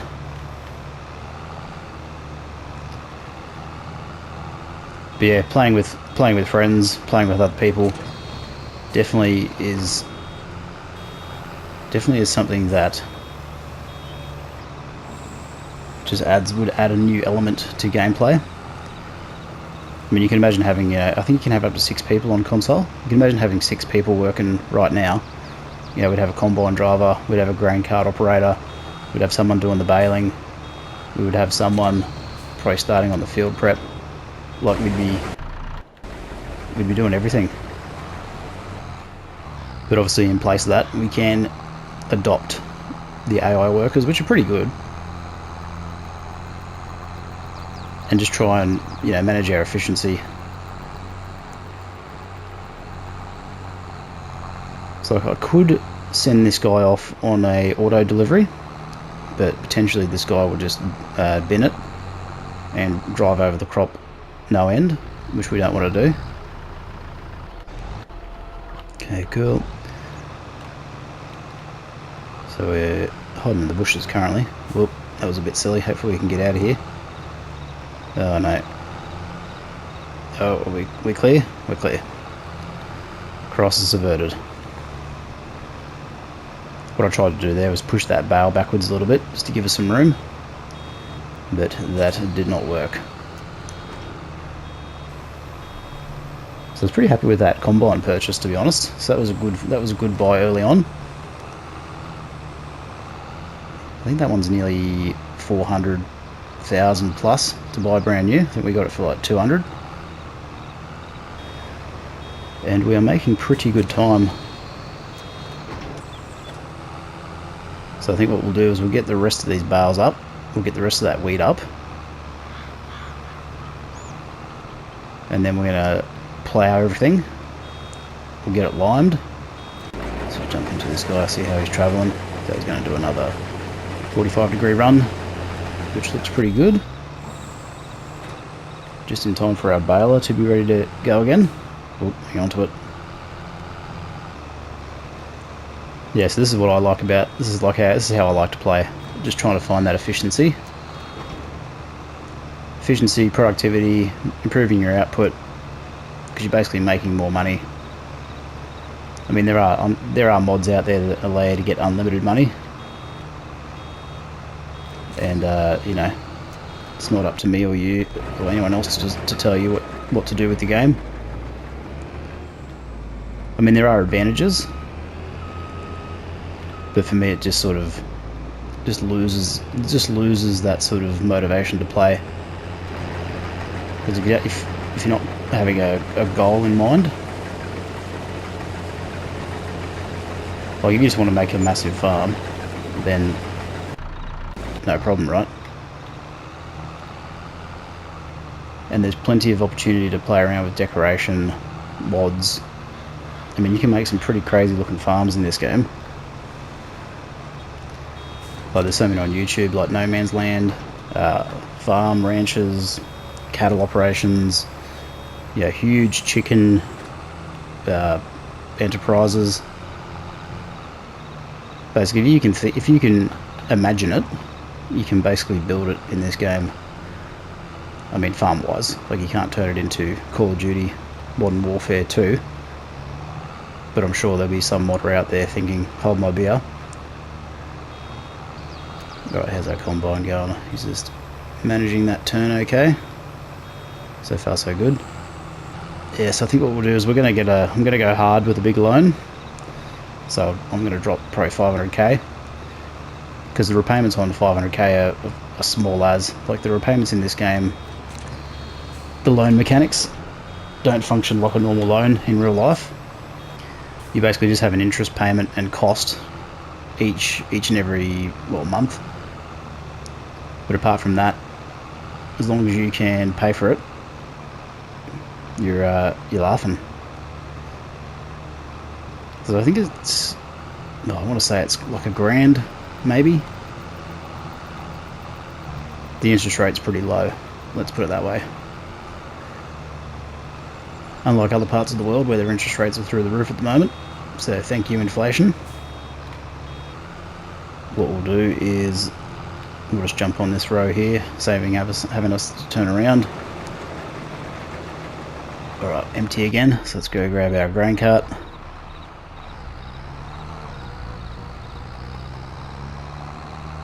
So I was going to get rid of this tractor, but however, it is proving to be useful at the moment. I mean, I definitely will look to upgrade.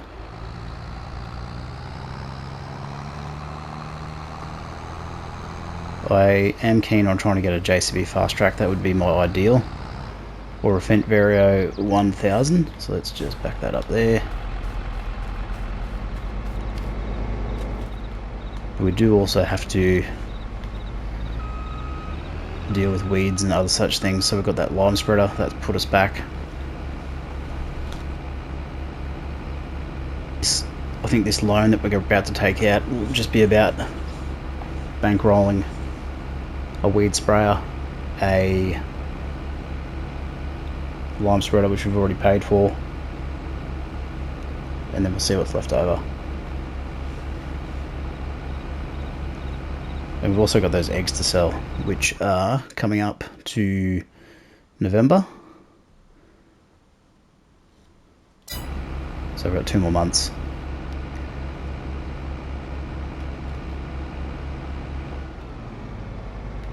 Alright, let's carry on. Keep on trucking, as they say.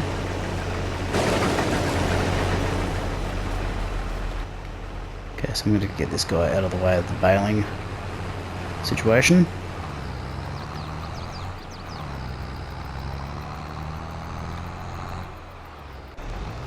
Alright, then we should be all sweet to carry on. So I don't normally do baling, but I have started doing it a lot more in recent times. And I'm finding it somewhat satisfying, to be honest. And I think that's the beauty of this game. You can play it, you know, for however long it's been out for now, and sort of still find new ways to play, mix things up. Yeah, we're travelling. Yeah, we're getting that stuff in. Cool animation. So we're almost done for this row. We're just gonna have to swing back through, pick up that bit of crop left over.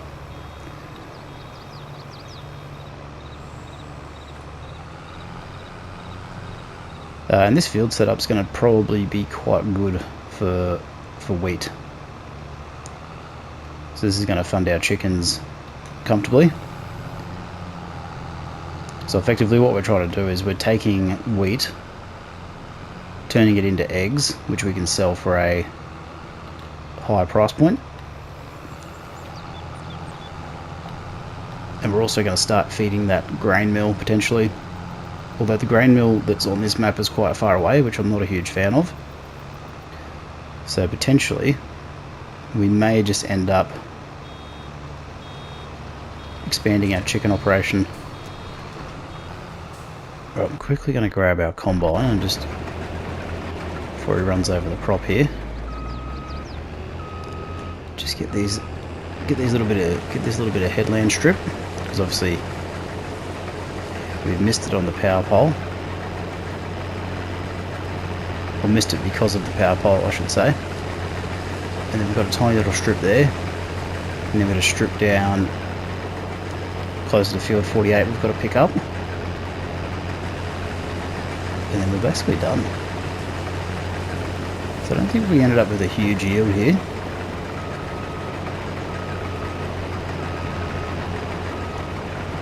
So we're going to aim to get our yield as high as possible with carrying out those mandatory steps. Obviously we'll turn those on, so if you don't address them,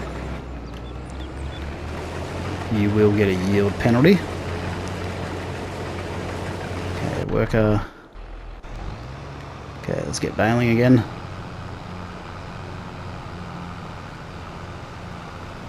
And I think too, something about bales on a field after harvest just looks very, very farm-like. It's like a chicken laying a straw egg. I mean, a mechanical chicken at that, but anyway. Funny where the mind goes sometimes. Okay, let's jump into the harvester. Now I'll do a little bit of fast farming here and there. So if you don't know what fast farming is, it's just exactly what it sounds like. Instead of having a harvester that goes 8 miles per hour or 8 k's an hour, you can get it going 70 k's an hour. I mean, I don't usually do the 70k per hour version, but might boost it up to like 18. Especially on no man's land where I've got it's a huge map with huge fields. I just don't have hours and hours to play, so just being able to utilise a little bit of help from the modders. Alright, I'm going to try and push this bale along so I can get this last little bit of crop. Hopefully that works. Yep, all good. Yeah, I've got a tiny bit back there as well. Also coming into fall too, so you can see the leaves on the elm trees there are starting to change colour. So they'll be gone in a month or two. Right, let's go and get this guy parked up. So I am just gonna hang here for a minute. Pipe out. Alright, so what I'm gonna do is I'm gonna leave the video here. We'll come back in next episode, finish off this last little bit of baling. We'll look to go and purchase a bale trailer. We'll get these bales picked up, then we'll proceed to ploughing, then we will lime, seed, fertilizer, get everything ready for the next season, and then we'll go from there. So thanks very much for watching, guys, really appreciate it. Subscribe to the channel if you haven't already, drop a like on the video, leave a comment below. Otherwise I will see you in the next video. Bye for now.